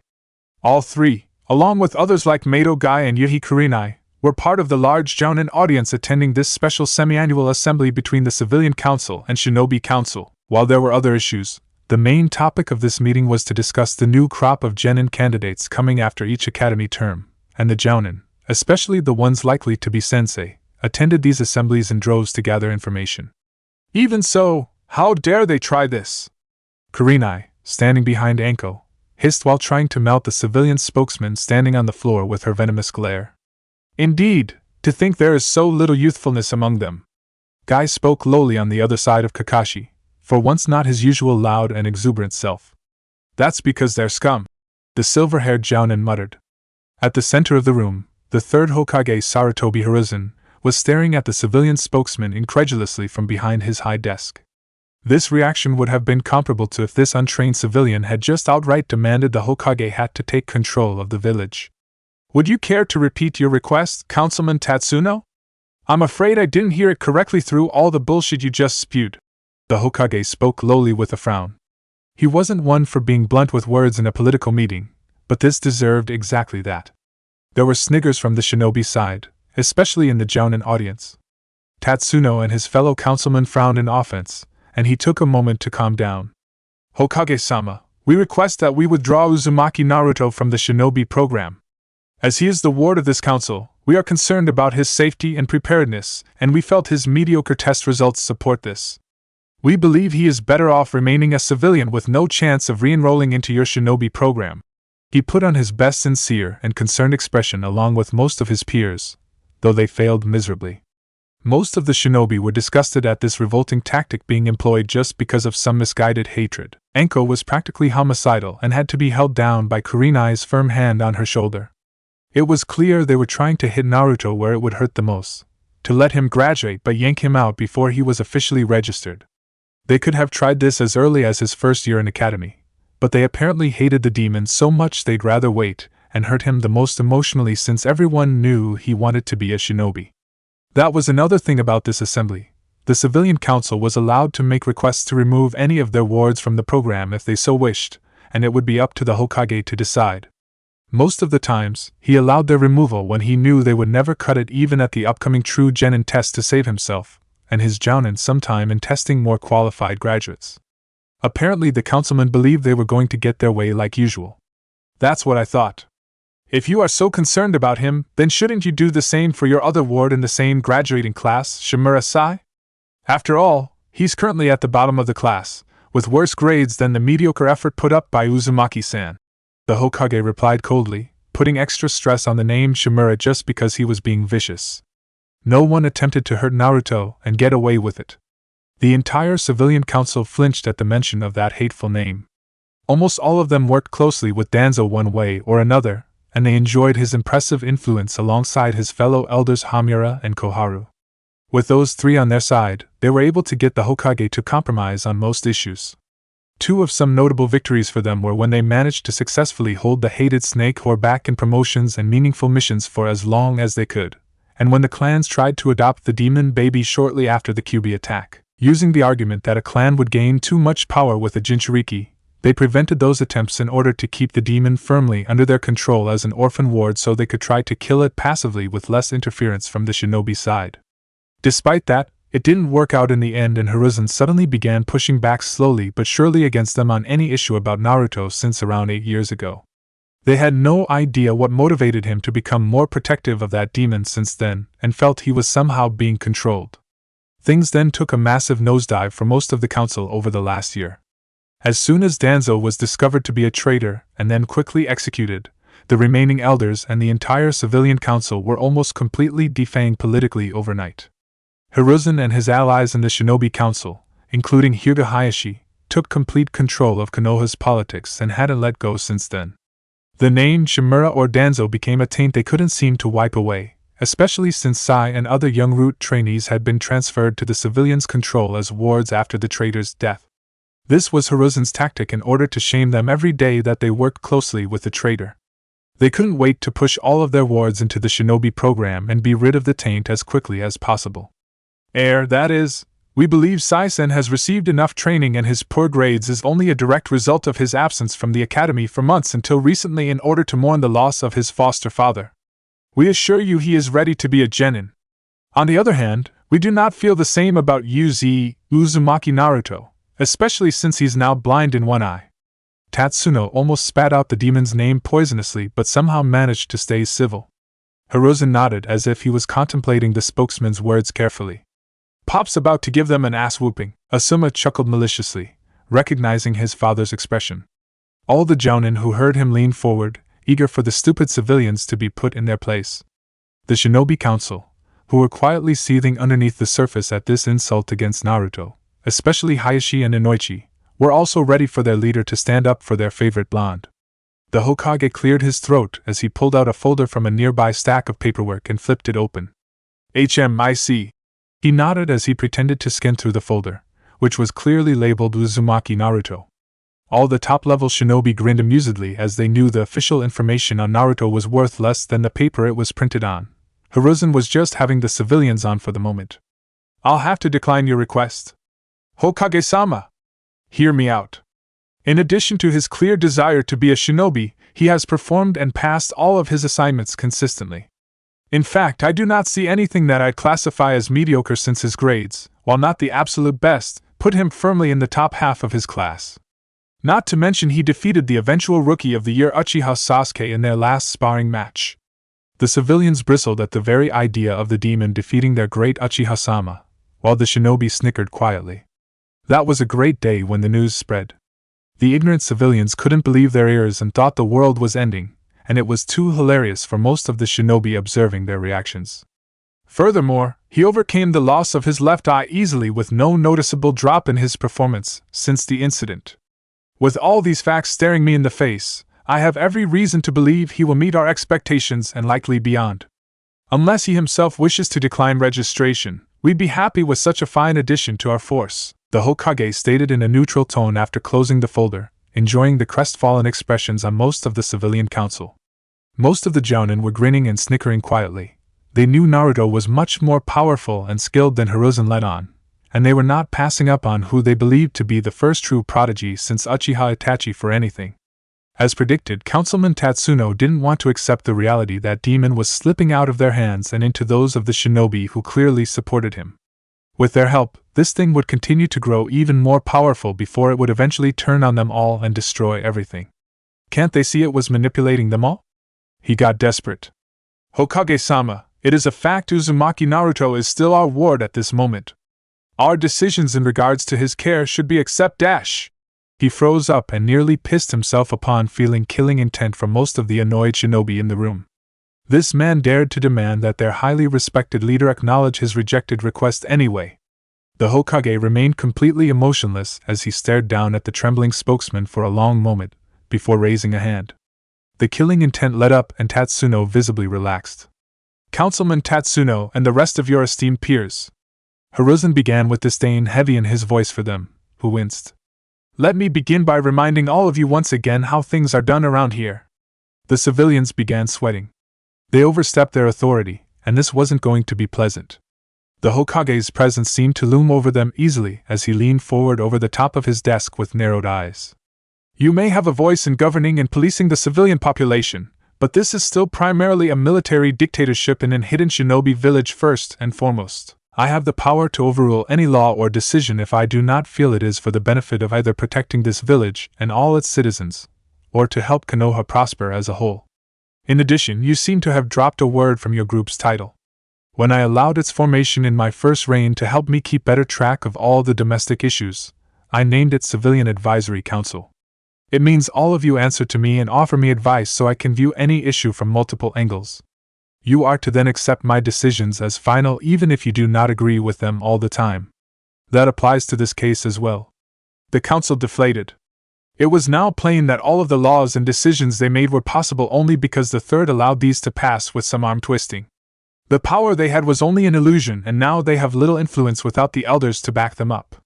The two aforementioned elders remained completely silent and detached from the proceedings. Kohara and Hamura knew they could not influence their ex-teammate anymore. However, to prove that I do not just ignore the laws, which I signed off on, whenever it is convenient, I will play your game and show why you legitimately have no right to withdraw Uzumaki-san from our force anyway. You will be interested to know that this is of your own doing. The third began neutrally and the councilmen exchanged confused glances as they tried to figure out how they could have helped the demon. He then retrieved a piece of paper from the folder on Naruto. This is an invoice of the last payment Uzumaki-san received from the Orphans Fund, which was under your control in order to provide support for your wards. This is the official original I had my A&BU retrieved from the Fund's administration office instead of the copies you have been sending to our main administration to sign off on. Just to make sure it's genuine, you see. He said the last part with a slightly sinister smirk. Some of the councilmen, including Tatsuno, who knew of the circumstances back then, paled considerably. Shit was going to hit the fan. The date on this was June of his 10th year, during his second summer trip out of the village, and there haven't been any further funding from your agency since then. The entire chamber exploded with outraged shouts from the shinobi while the civilians cowered under the furious verbal assaults and killing intents. How the hell did he survive without any money all this time? Enko yelled, her eyes burning with vengeance on those who dared to make things difficult for her love for no reason. He should have tossed a lot of them in prison. Asuma growled as he gnawed on a spent cigarette between his lips. Kakashi and Guy were speechless with fury, their glares sharp and deadly. Kurenai was muttering about introducing these vile creatures to her most horrifying illusions. The third raised a hand for silence, and it took a while for the shinobi to settle down. He then took another piece of paper out, this time from one of his Haori's pockets. According to the invoice, the reason for this cessation of funding was because Uzumaki-san was unable to file some paperwork explaining his absence from the village for the summer in accordance with an obscure rule regarding a ward's long-term absences. Interestingly enough, the 3 required warnings for Uzumaki-san to file the paperwork came while he was still out of the village instead of waiting upon his return, he stated before frowning at the nervous civilians. Normally, I might have kindly requested that you revisit this case in order to do this properly. However, that was taken out of my hands when my former student Jiraiya of the Sannin learned of this and offered to personally take over the payments. On this paper is a statement of the monthly payments he has made to Uzumaki-san's welfare from that summer onward. Now that was a shock to everyone in the room. There was no indication Jiraiya had been paying for Naruto's care out of his own pocket all this time. The council had been wondering why the demon's quality of life never dropped and figured he was getting money through other means. They never bought it up because they feared the Hokage would discover their attempt at ignoring certain rules and stopping the demon's funding. But why would Jiraiya-sama associate himself with that? Tatsuno spat out. Most of the shinobi frowned at his venomous tone but let it slide, since it was humorous seeing him so riled up. Hiruzen's sharp glare froze him on the spot.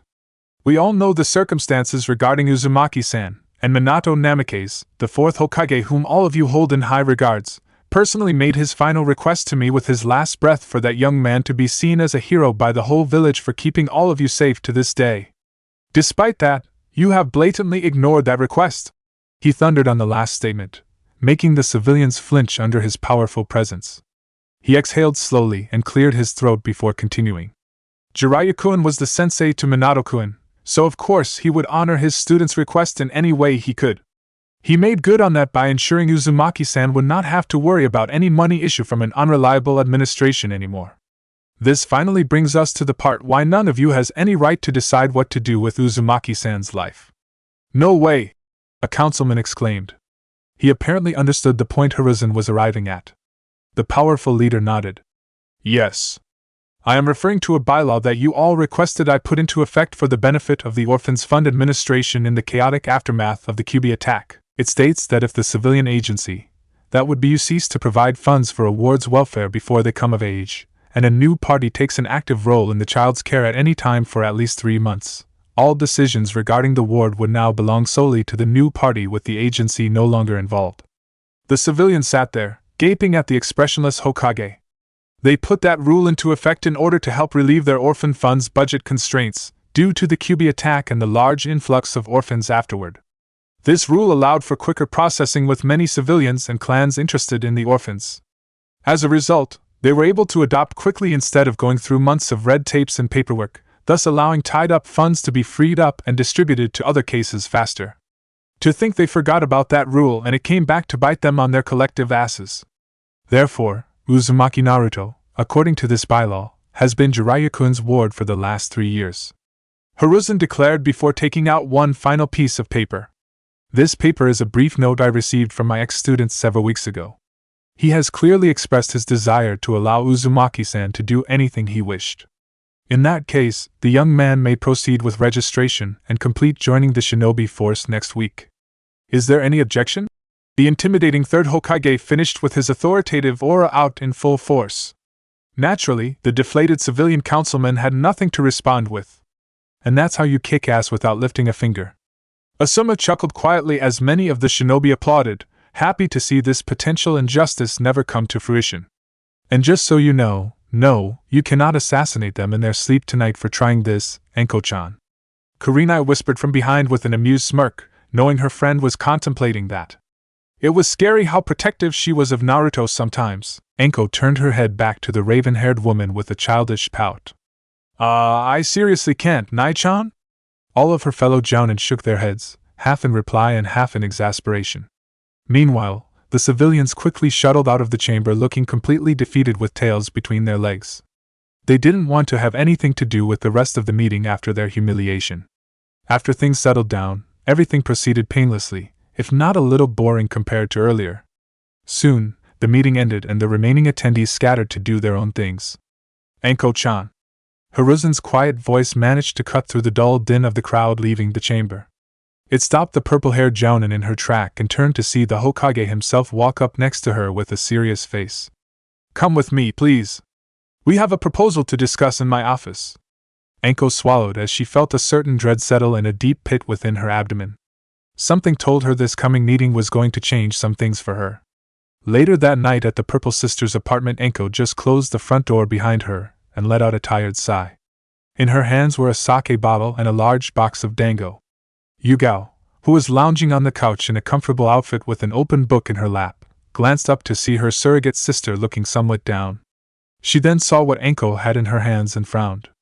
That usually was a sign the young jounin was feeling down about something and wanted to take her mind off it for a little while. You look cheery, Enko-chan. Yugao pointed out sarcastically. The cheery woman grinned weakly in response. Just had a long day, Yugao-ne. It began with Naruto leaving us for the next few days, but not before I had to watch him kiss his girls while I'm still sore over missing my chance. After that, there was that assembly, she muttered. Yugao frowned at the reminder. She had been in the chamber as one of the Hokage's guards and was raring to behead the civilians with her sword. Yeah. Afterward, the old man called me to the office and gave me information on which genin will be assigned to which jounin. Since then, I haven't been feeling too thrilled about going home till now. Enko finished. Her friend frowned in confusion. Why would you be involved with the team assignment, unless... Yugao trailed off and her eyes widened in realization. Enko plopped down on the couch next to her and let out a suffering sigh as she uncorked the sake bottle. Looks like you figured it out, Yugao-ne. I wonder if missing that chance the other night might have been a blessing in disguise. I doubt I can handle having to put that on hold all of a sudden. She mumbled blandly before taking a swig from the bottle, not really sure what to feel about this new development. Yugao wanted to yell in helpless frustration at this incredibly bad timing. But you could have turned this down. Did Hokage-sama even give you that choice? He did. However, we both know this is something I absolutely have to take. After all, it's what I need for the time being. You might think it's what you need, but it's definitely not what your heart wants. Yugao growled angrily as she snatched the bottle from Enko and took a long swig of her own. The jounin smiled sadly, grateful for how much her Anbu sister cared about her happiness. This is just a setback. It'll still happen, just not for a while longer. Outside Forest of Death, morning of the day before assignment, a blur burst out of the trees and landed in the center of the large clearing bordering the ominous training ground 44. Yamanaka Ino let out a yawn as she stretched her entire body like a cat, and then stood somewhat lazily with a hand on her hip staring out at a particular part of the Forest of Death looming large over her. At first, her soft and slightly full lips didn't move, but after a few minutes of waiting, the corners began to slowly rise. It wasn't long before it became a full-blown ecstatic smile. Just then, a yellow and orange blur burst out of the Forest of Death exactly where Ino was staring. It landed in the clearing a few meters before her, who was already moving. The new person was revealed to be Uzumaki Naruto in his orange outfit, now torn in many places, holding two sabers in his hands. As soon as he realized it was Ino shooting for him, he smiled while stabbing the swords into the ground by his sides just as Ino reached him to wrap him up in a crushing hug. Naruto-kun! She exclaimed happily as her lover returned the hug with equal vigor. As they relaxed, she then stared into Naruto's affectionate gaze, wondering just how she went this long without being in his loving embrace all that time. I've missed you too, Ino-chan, he murmured softly before their lips met in a slow and needy kiss. As it deepened and became heated, Ino's hands were quickly up in his soft hair while Naruto's arms snaked around her waist tightly to make her body mold to his. For a long moment they went like this until Naruto let curiosity get the best of him. He slowly disengaged from a slightly pouting Ino. "You're the only one here?" he quizzed, and his fellow blonde smirked mischievously. "Not really. I was staying with Hinata-chan and Hanabi-chan last night since we figured we'd get up early and meet you together." Naruto raised an eyebrow with a grin and made a show of gazing intensely around the surrounding area to find no sign of other people but the two of them. Meanwhile, Ino was putting on an angelic face. "I can't help but notice that doesn't seem to be the case now." She laughed evilly. "I was the first to wake up and I felt your signature slowly moving from deep within that forest. The others were still sound asleep and I couldn't help but grab my chance to be alone with you for just a few minutes at least." "You naughty girl." "Not naughty enough. I was kind enough to wake them up just as I left." It was the first time I've ever heard Hinata-chan cuss me out for leaving them in the dust while they still had to waste time to get ready. She chuckled. Naruto grinned and suddenly picked her up by her hips to toss her in the air a few meters before catching her gracefully. She shrieked happily, encouraging him to keep going. "I like it when any of my girls gets a little devious. Makes me feel like I'm rubbing off on her," he remarked as he continued to do various aerial dance moves with her for a moment before tossing her up one final time before catching her by her hips straight overhead. Ino's playfulness was so infectious that he just wanted to play around a bit too. "I'm hoping there's going to be a lot more rubbing between us later in the near future," she replied saucily while spreading her limbs out horizontally as if she was flying. Naruto blushed a little before turning deadpan. "I see Anko-chan's lessons are sticking." His girlfriend stuck her tongue out cutely as he put her down softly, but not before sharing one more loving kiss. Just then, two blurs burst out of the trees where Ino came from and landed next to the couple. The blonde mindwalker grinned cheekily at the Hyuga sisters' clearly annoyed expressions as she stepped back from a chuckling Naruto. "I got more than enough. Have a go at him," she teased in a sing-song voice while bowing mockingly, making the sisters' right eyebrows twitch at the same time. Hinata turned to her little sister. "Hanabi-chan." The petite girl nodded before displaying a feral grin, making Ino sweat a bit. In the next instant, the two of them became blurs as they hopped around the clearing at high speed while dodging each other's strikes and counters. The blonde's indignant shouts echoed everywhere. "You can't blame a girl for grabbing a few minutes alone with her man. You'd do the same thing too, Hinata-chan. Gah! Let's see how you'll like it if I just left you sleeping next time." "Oh! Did you just bite me?" Meanwhile, Hinata slowly sauntered forward with her arms open for Naruto to draw her into a tender hug as they kissed each other softly and lovingly. After a long moment, they touched foreheads with a murmured exchange of "I missed you" while the noises of the scuffle continued in the background. "You've turned Hanabi-chan into a vicious attack dog while I've been away, it seems," he joked with an arched eyebrow. She giggled and swatted one of his arms softly. A few minutes later had all four on an empty trail weaving its way through the training grounds to the village. Three were walking while one was riding on Naruto's shoulders. The rider, Hanabi, was grinning broadly as she ran her fingers through his soft blonde hair like usual. Hinata and Ino had their arms linked with Naruto's. The Hyuga heiress was wearing a gentle smile, while her Yamanaka counterpart had on a grouchy expression. "You were really asking for it, Ino-chan." Naruto spoke as if he was reading her mood perfectly. He got a huff in response. "You could have at least made an effort to defend me from the Hyuga clan's attack poodle. Even if they were weakened, those Juken strikes itch." Hanabi's eyes narrowed down at Ino, who maturely stuck her tongue out back at her. Naruto chuckled as he kept a firm hold on his rider's legs to keep her from attacking just in case. "I've decided long ago that if I have multiple partners, I'm going to avoid getting involved in any of your personal disputes unless they negatively affect me or the group as a whole. You were on your own with that one. Also, poodle?" Ino smirked.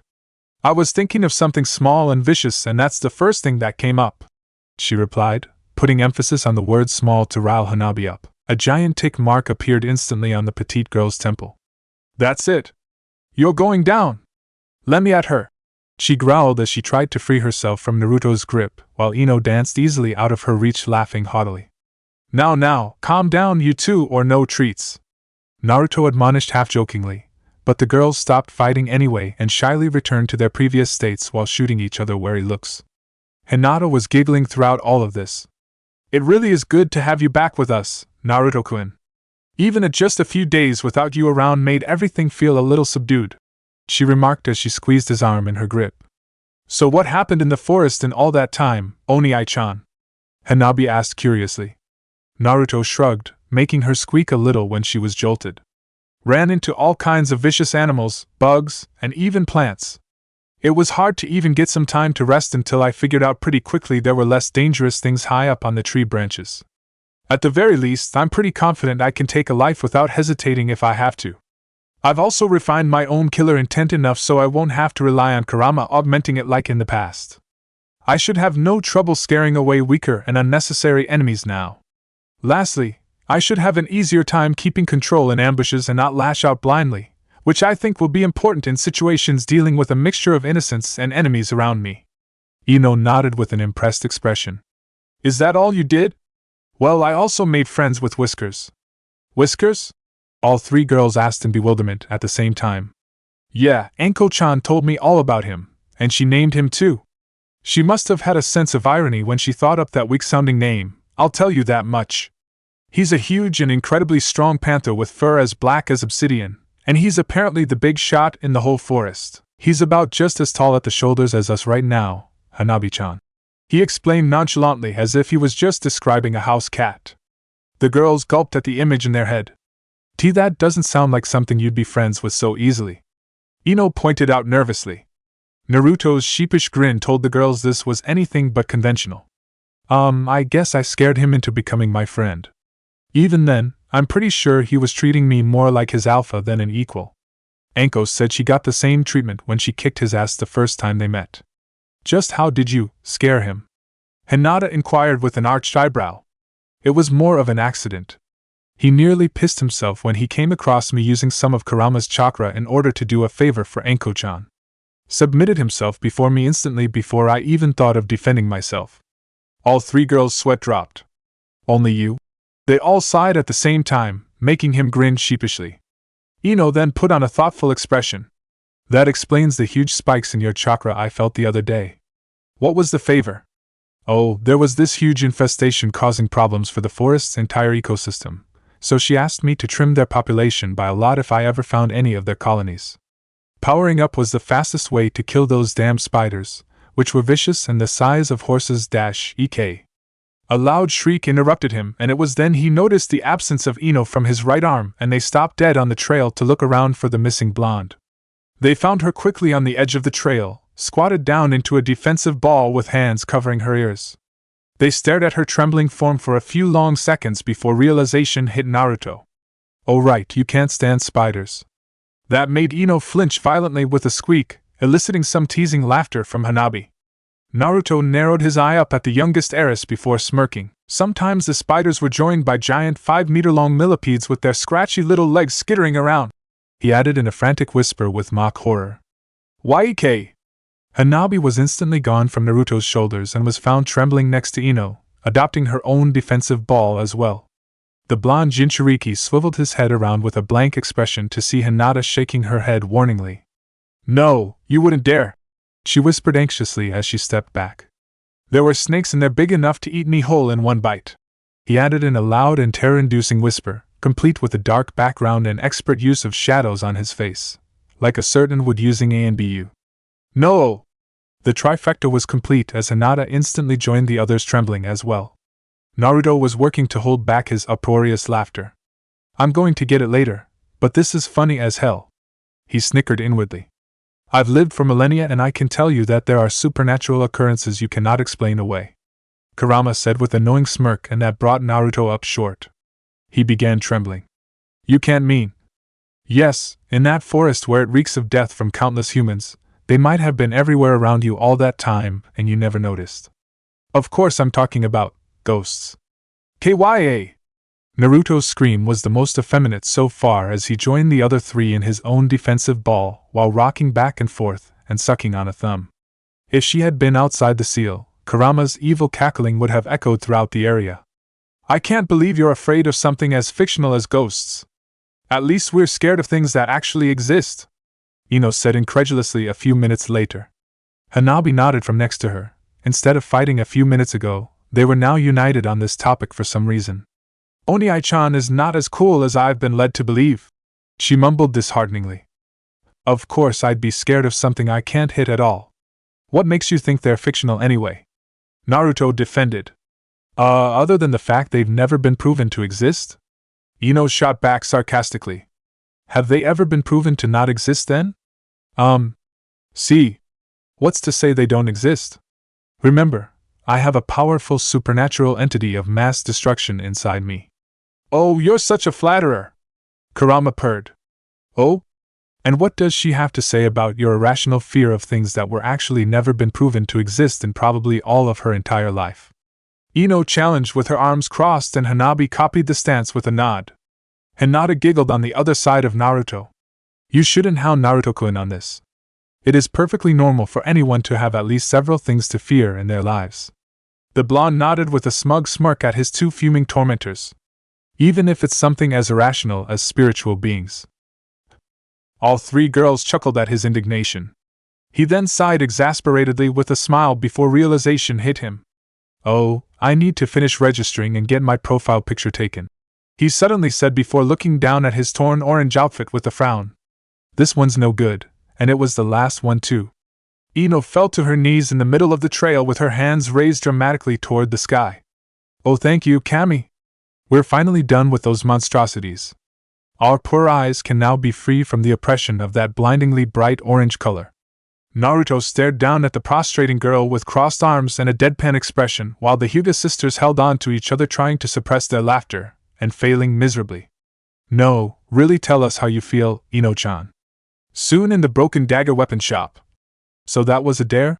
A cute young brunette with her hair done up in twin buns like a panda quizzed with a raised eyebrow from behind the sales counter. She was chatting with Hinata while Hanabi and Ino were busy oohing and eyeing over some weapons on display around the store. Naruto was in the back with the shop owner, putting on his new outfit. Yes, Naruto-kun sensei challenged him to wear that outfit for the entirety of his academy career. He claims it helped him improve his stealth significantly. Hinata replied with a friendly smile. Tenten chuckled. I've heard about that guy's pranks against the ANBU, and I'll believe it since he apparently ran circles around them. Anyway, it's a relief he actually doesn't have as bad a sense of fashion as my sensei and teammate. I don't think this village can take more than two of them, she muttered with a shudder at the mention of those two.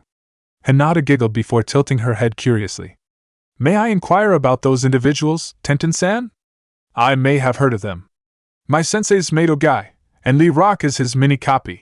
The brunette mumbled with a gaunt expression. I've heard of this Mado guy. I believe he has briefly trained Naruto-kun a few years ago. Oddly enough, whenever I asked him for details about that experience, he would begin to put on a faraway expression as if he was remembering something traumatic, so I quickly redirected the conversation each time. Tenten laughed uproariously as she slapped a hand on the counter, eliciting a bemused expression from the brunette. This attracted Ino and Hanabi's attention, and they returned to Hinata's side. I can totally relate to that. Tenten chortled as she wiped a tear away before fixing the older girls with a serious gaze. You are so lucky neither of you is going to be assigned to Gai-sensei since my team's still in circulation. She shifted her gaze to the younger Hyuga, who stiffened.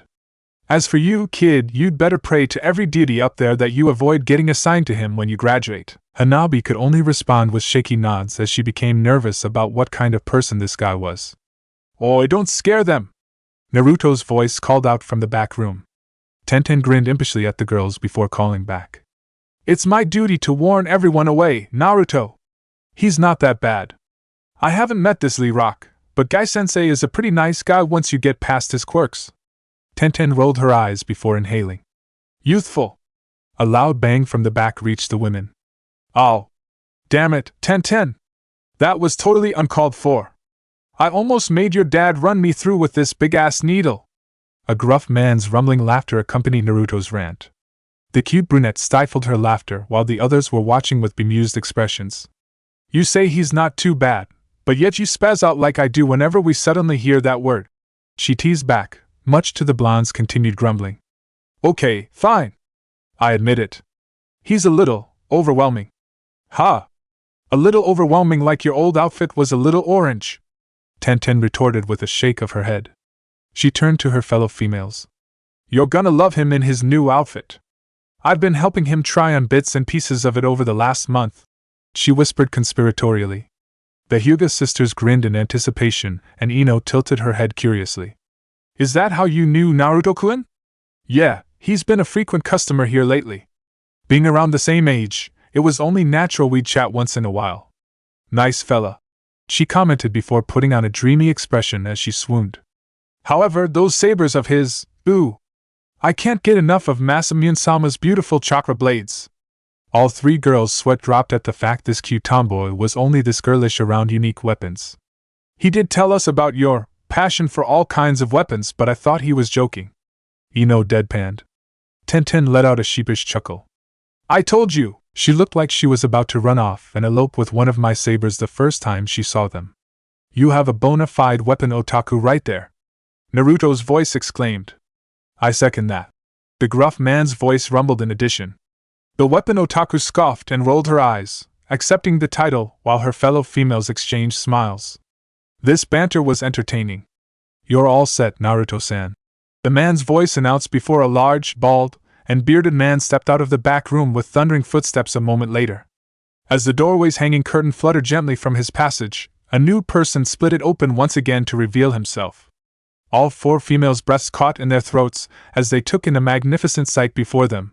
The first thing they noticed was that there was no trace of bright orange anywhere on his new clothes.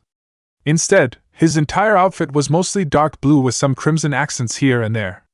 Beginning from the bottom, he wore black combat boots with dark blue ANBU-style pants tucked into them.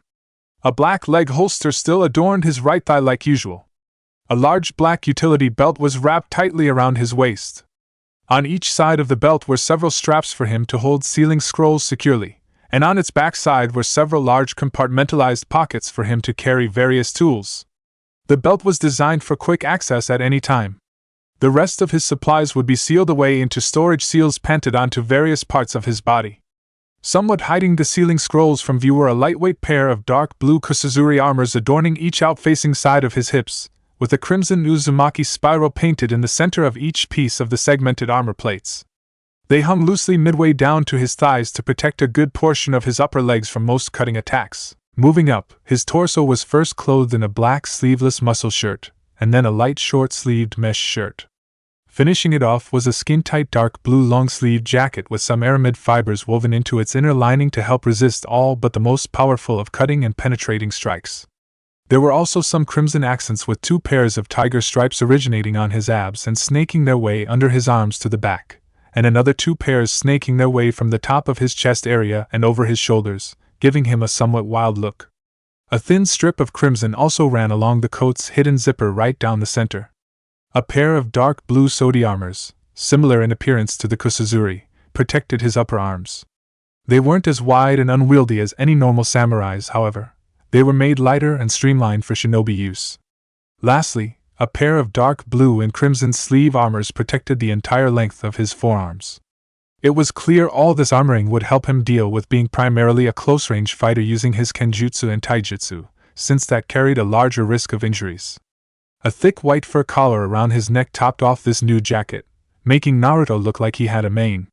Many people who've lived long enough to remember the second Hokage would swear this outfit was an updated and lightly armored version of Tobirama's old-fashioned samurai-style outfit. So what do you think? Naruto asked with an amused grin after what seemed like an eternity of checking him out for the girls. They snapped out of their mini-trances. Whoa! Ino breathed out. Tenten let out an impressed whistle, and the Hyuga sisters were blushing prettily at the sight. I guess you like it? You look like a true shinobi. Anyone will take you seriously on first glance. Ino praised as she moved up and let her hands play with his armor pieces for a moment. Hinata joined her and gently put her hands on his abs and rubbed them up slowly to his chest. She hummed delightfully, clearly showing her approval of the outfit in her own way as she continued to rub her hands on him. Naruto chuckled nervously. Down, girl! He joked. Hinata responded by swatting his chest for his cheek, but did seem to calm down with a light blush at letting herself act like that. Naruto turned to Hanabi, who was still standing back with somewhat pink cheeks. Don't worry, you can still ride on my shoulders even with this fur, he assured with a bright smile. The petite girl nodded back uncertainly, not trusting her voice. It was apparent that wasn't on her mind, but she wasn't about to correct him otherwise. Are you going to wear anything for your head? I see you've moved the metal plate elsewhere. Tenten pointed out as she observed how the Konoha leaf insignia was now serving as his jacket's collar clasp. Yeah, this is the last piece, Naruto replied as he showed he was holding something metallic in his right hand. The ladies hadn't noticed that. He then slid it on over his head to reveal his face framed by a silver hapuri with a Konoha leaf insignia on the center of its forehead. It was cut similar to the second Hokage's and seemed to bring out all of his best facial features front and center. In addition, the face guard also pushed his spiky hair up and back, creating a wild-looking hairstyle. Some stray hair still hung loosely over his armored forehead, giving him a somewhat untamed and attractive look. Naruto looked rather animalistic with his tight jacket showing toned muscles, the crimson stripes, fur collar, eye patch, and wild hair. His girls appreciated this very much, as evidenced by the pure delight in both Hinata's and Ino's eyes. "Oh, I'll take this plus 1 extra armor set and 3 more clothing sets, including the jackets. Please throw in the usual order of kunai and shuriken while you're at it too," he requested of Keita, who was already ringing up the order. "This'll be expensive. The aramid fibers in the jackets is brand new technology, and they don't come cheap," the big man warned gruffly as he typed away on the register while Tenten moved to get the rest of Naruto's purchase squared away. Naruto shrugged as he took out his quite fat gamachan, which made all the females around him coo at the cute wallet. "No worries. I was supposed to have saved up some money for a decent pair of sabers to start out with, but my godfather surprised me with the Masamune order out of his own pocket. Throw in the money from catching a traitor, and I was suddenly left with a lot of money and no idea what to do with it. This'll be a good investment toward keeping me protected out there. I have people I must return home to no matter what," he explained with an affectionate expression directed at the Hyuga sisters and Ino, who practically melted on the inside upon realizing he got the best in order to gain the highest chances of surviving for them and the others. "An excellent reason," Keita replied with an admiring grin before ringing up the total, which made even the heiresses of 2 wealthy clans balk. Naruto handed him the money without blinking. After an exchange of thanks and sealing his purchase into a storage scroll, he then left with the Hyuga sisters and Ino in tow. Tenten was watching them go. "He's a good lad to think of his loved ones with this purchase, instead of either being cheap or going for flash like most other customers." Her father suddenly spoke up next to her. She nodded with a smile. "Too bad he's taken." Keita raised an eyebrow. "You do realize he's seeing those 2 young women? Lady Yamanaka may have been hiding it, but it was kind of obvious." "I know.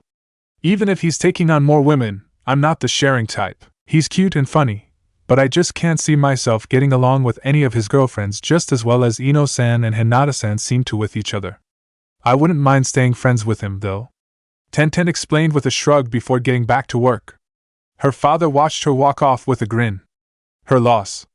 I hear the Uzumaki clan had quite a few unique weapons in its history. I'm not about to remind her otherwise, though." Later in the Hokage's office, "I see you've returned from your brief expedition into Training Ground 44, Naruto-kun. And with a new wardrobe, too." The Hokage spoke conversationally as he scanned through the new profile folder for the blonde standing cross-armed in front of him. Naruto had left the Hyuga sisters and Ino for them to do their own errands for the next few hours. "Yeah, it was a nice vacation," Naruto replied with a lazy grin, making the Hokage and all of the hidden ANBU guards in the office sweat drop. "Nice vacation, my ass!" all thought at the same time. The third put the folder down. "Well, it all looks to be in order. Congratulations on joining my command. You will go far as a shinobi of Konohagakure, Naruto-kun," he commended with a grin. Naruto straightened up. With his new looks, he actually looked like a serious shinobi here. "Thank you, Hokage-sama.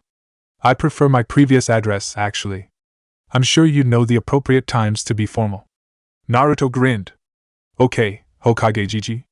Though isn't it premature to say I'm actually under your command yet?" Hiruzen raised an eyebrow before letting out a soft scoff. "It figures you know about the true genin exam occurring after team assignment." The blonde nodded with a knowing grin. "That's actually up to the Jounin sensei's discretion. If they believe they have exceptional students, they may just pass them with little effort. Something tells me your Jounin won't even bother." "Hell yeah, I'm just awesome like that," Naruto exclaimed with a fist up in the air, making the Hokage chuckle. "Now go on. I have work to do, Naruto-kun." He shooed gently and the blonde bowed slightly before turning to leave. "Oh, and one more thing." He froze with a bemused expression. "I would like to thank you for helping my grandson out." "Konohamaru? I don't think I've met him. What did I do to earn your thanks?" "You gave some advice to one of his classmates, and she rallied their class to treat him like a normal boy, not as a grandson of the Hokage." He seems to be more content now and hasn't been actively seeking whatever attention he could find lately. He's even choosing to attend more academy classes instead of his private lessons. I hadn't realized being known as my grandson was affecting him negatively to such a degree. Naruto showed a soft smile. It was no big deal. Anyone would want to feel like they exist and get true recognition from those around them. See you later, Hokage Gigi.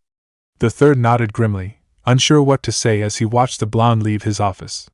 He hadn't thought Konohamaru's situation would have hit so close to home for this young man, even if it was something relatively innocuous like being a Hokage's grandson compared to being a hated demon. In any case, he was glad Naruto was able to impart some wisdom on this subject. Because of that, his grandson ceased his assassination attempts, which were in order to get the Hokage's hat and be known by his given name rather than honorable grandson. Thank Kami! Hiruzen muttered in relief, finally free from that annoying almost daily occurrence. Later in the evening in Naruto's apartment. Say ah!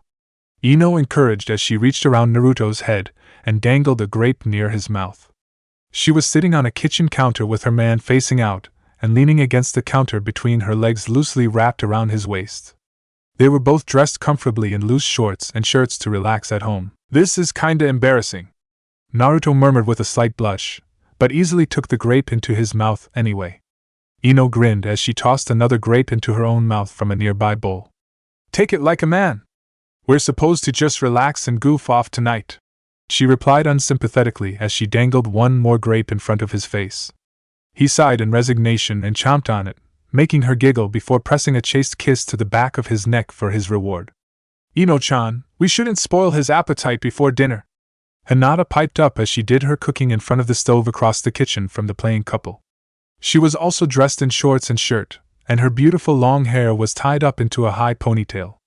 Naruto thought she looked amazing, especially with her enticing shoulders now mostly unhidden. Ino hummed softly as she pressed her cheek against his own and wrapped her arms tightly around his chest under his arms. Meanwhile, he was trying rather hard not to focus on a pair of soft and still growing breasts tightly pressed to his back. Lately the girls had been getting more comfortable with their bodies around him. Did you forget about how he easily polishes off at least 10 bowls of ramen every time at the ramen stand?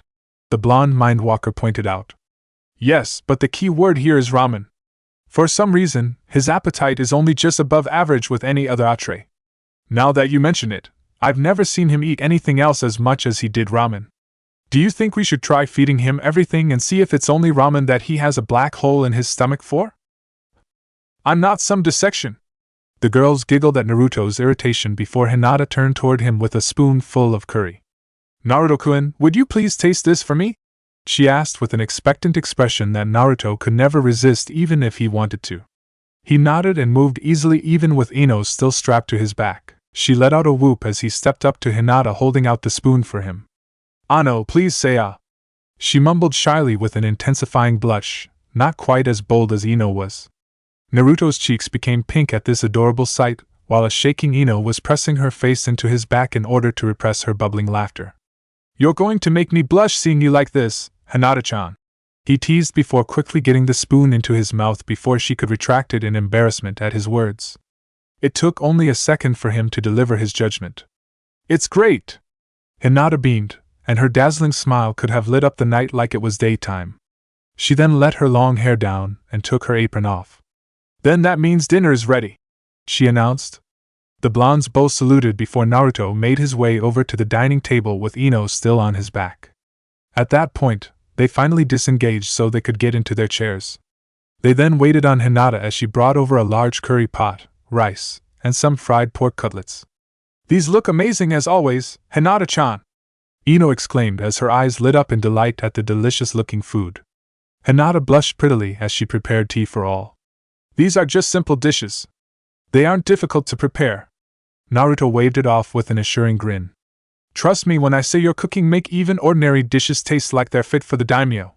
Must be the love she was pouring into her cooking, especially with you and her thoughts. Ino teased as she prepared her plate. Hinata blushed even more. Was that true? No matter how often she cooked, Naruto was always on her mind, even during times he hadn't been around to eat her food. Once all three were seated with their plates ready, they all raised their cup of tea to clack over the table. To our safety, Naruto spoke with a smile. To our happiness, Ino put in. To our future together, Hinata finished boldly, and blushed slightly when Ino and Naruto grinned at her before they all dug in. After quite a few compliments on Hinata's cooking, they were contented and relaxing in their chairs. Are you sure this is what you girls want? We could have done anything else, like go out into town. Naruto inquired a little worriedly. Ino smiled as she scooted her chair up next to him and laid her head on his right shoulder. Hinata mirrored her actions on his left. We want to have some quiet time with you, Naruto-kun. We can go out any other time. Right now, this is the last night of true peace for all of us before we go out into the world as shinobi and kunoichi. I just want to enjoy being with you for as long as I can tonight. Ino murmured lovingly as she pecked him on his cheek. It's the same for me, Naruto-kun. Hinata whispered and followed up with a peck as well. Naruto smiled warmly at his amazing girls. Just how did I even deserve one of you, let alone both?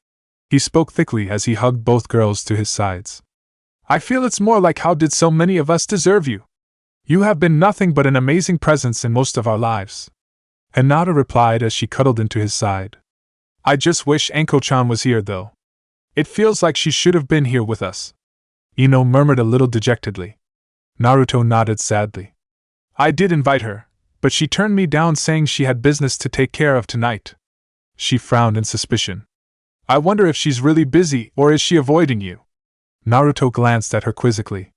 I can sense her chakra signature. She hadn't moved a single foot out of her apartment all night, she explained. He shook his head disapprovingly. Don't pay too much attention to that and let her have her privacy. She has her reasons and I'm sure we'll find out soon if she wants us to know. Ino nodded obediently, but with a slight frown. She honestly didn't want to leave this alone since Anko's sudden attitude change bothered her. However, she also knew it wasn't up to her to pry, so she'd do as her lover asked and toned down her sensing tonight. Hinata's hand began to rub Naruto's chest, getting his attention.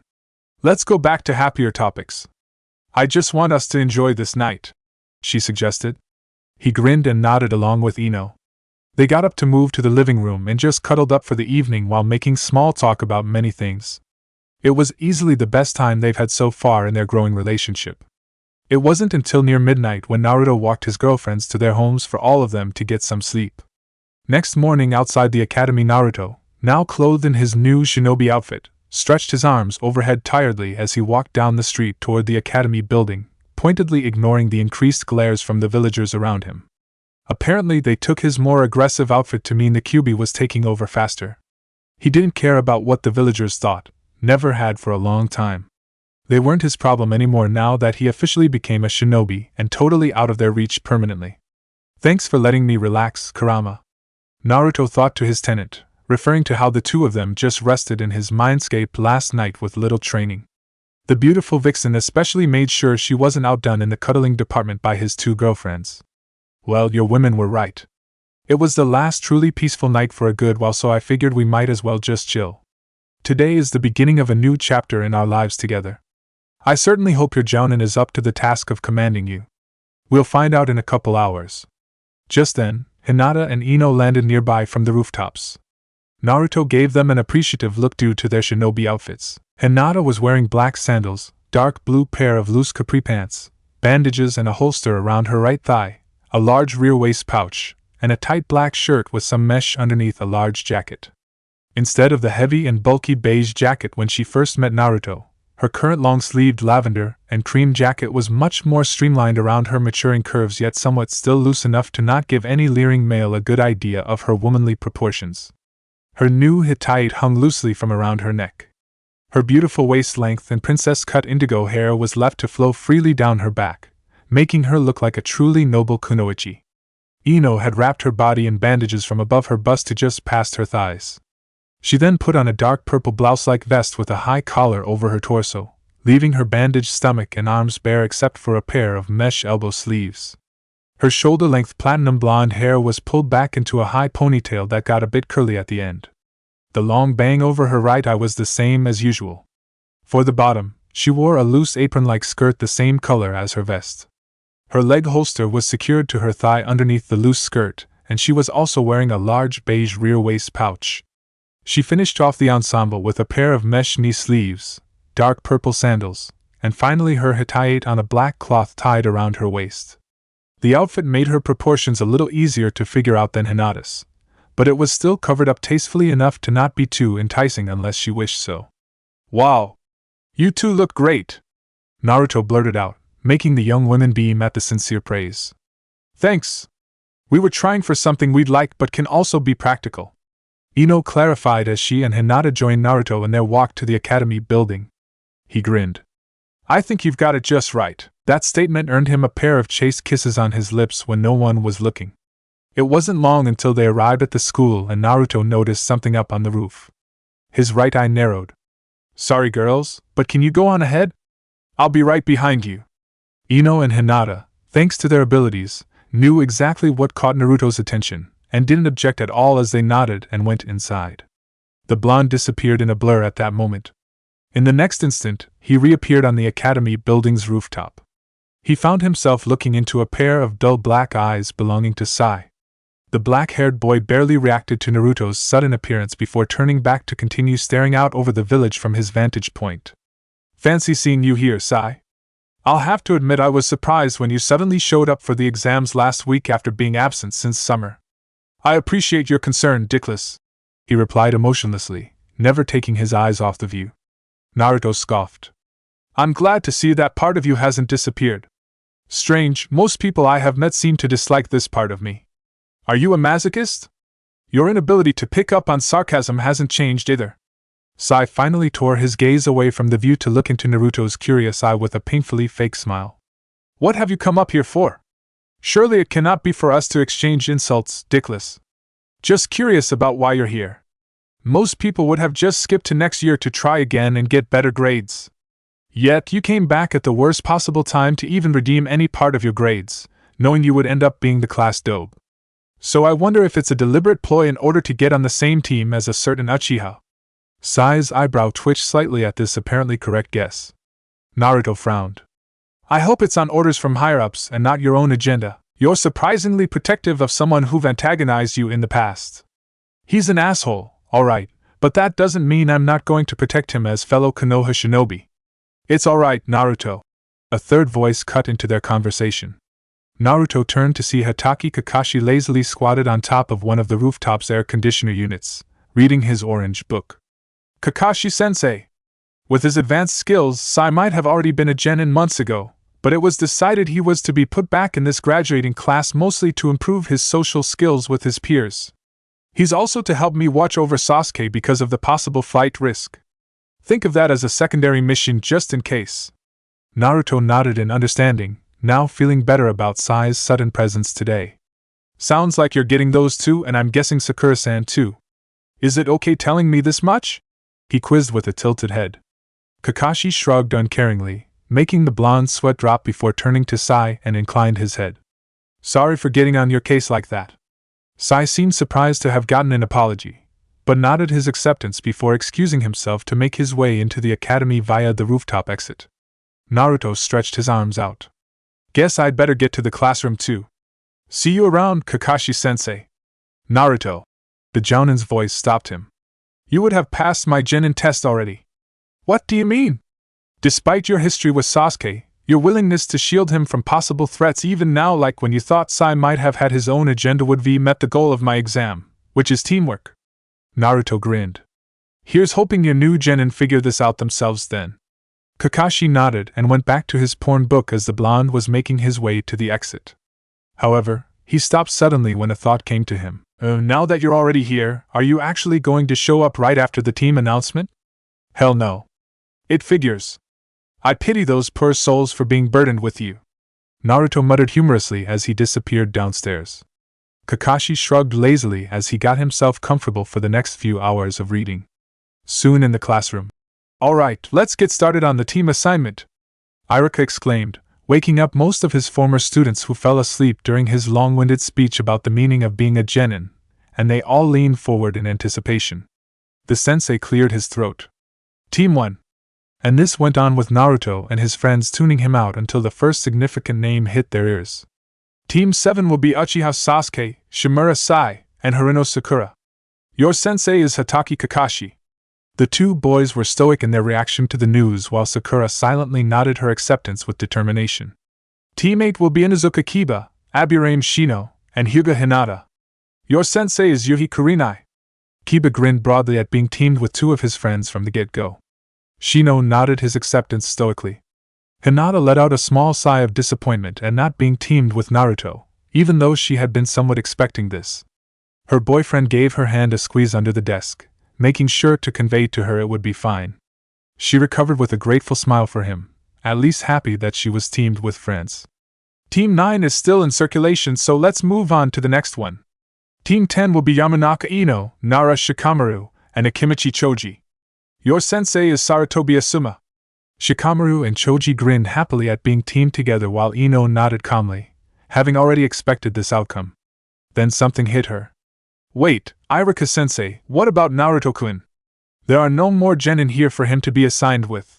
She asked in confusion as she glanced worriedly at a calm Naruto. Irika scratched behind his neck as he looked down at the clipboard. Meanwhile, Sasuke was smirking smugly, thinking Naruto deserved being left out like this. However, Irika's next words shattered his brief sense of superiority. You're right, Ino-san.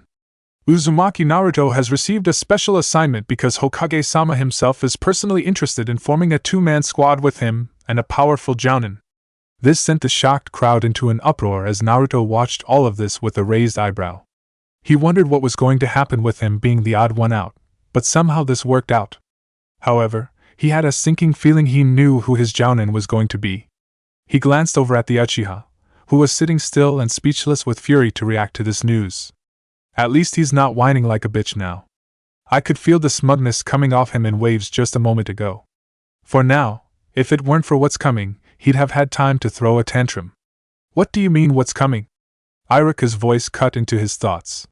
He will be teamed with Dash. Crash. That was as far as he got when a large bundle of dark fabric smashed through the classroom's window with a loud bang, which made everyone but Naruto jump in their seats. The blonde smacked his forehead as he realized who this was. The bundle rolled on the floor for an instant before kunai suddenly shot out.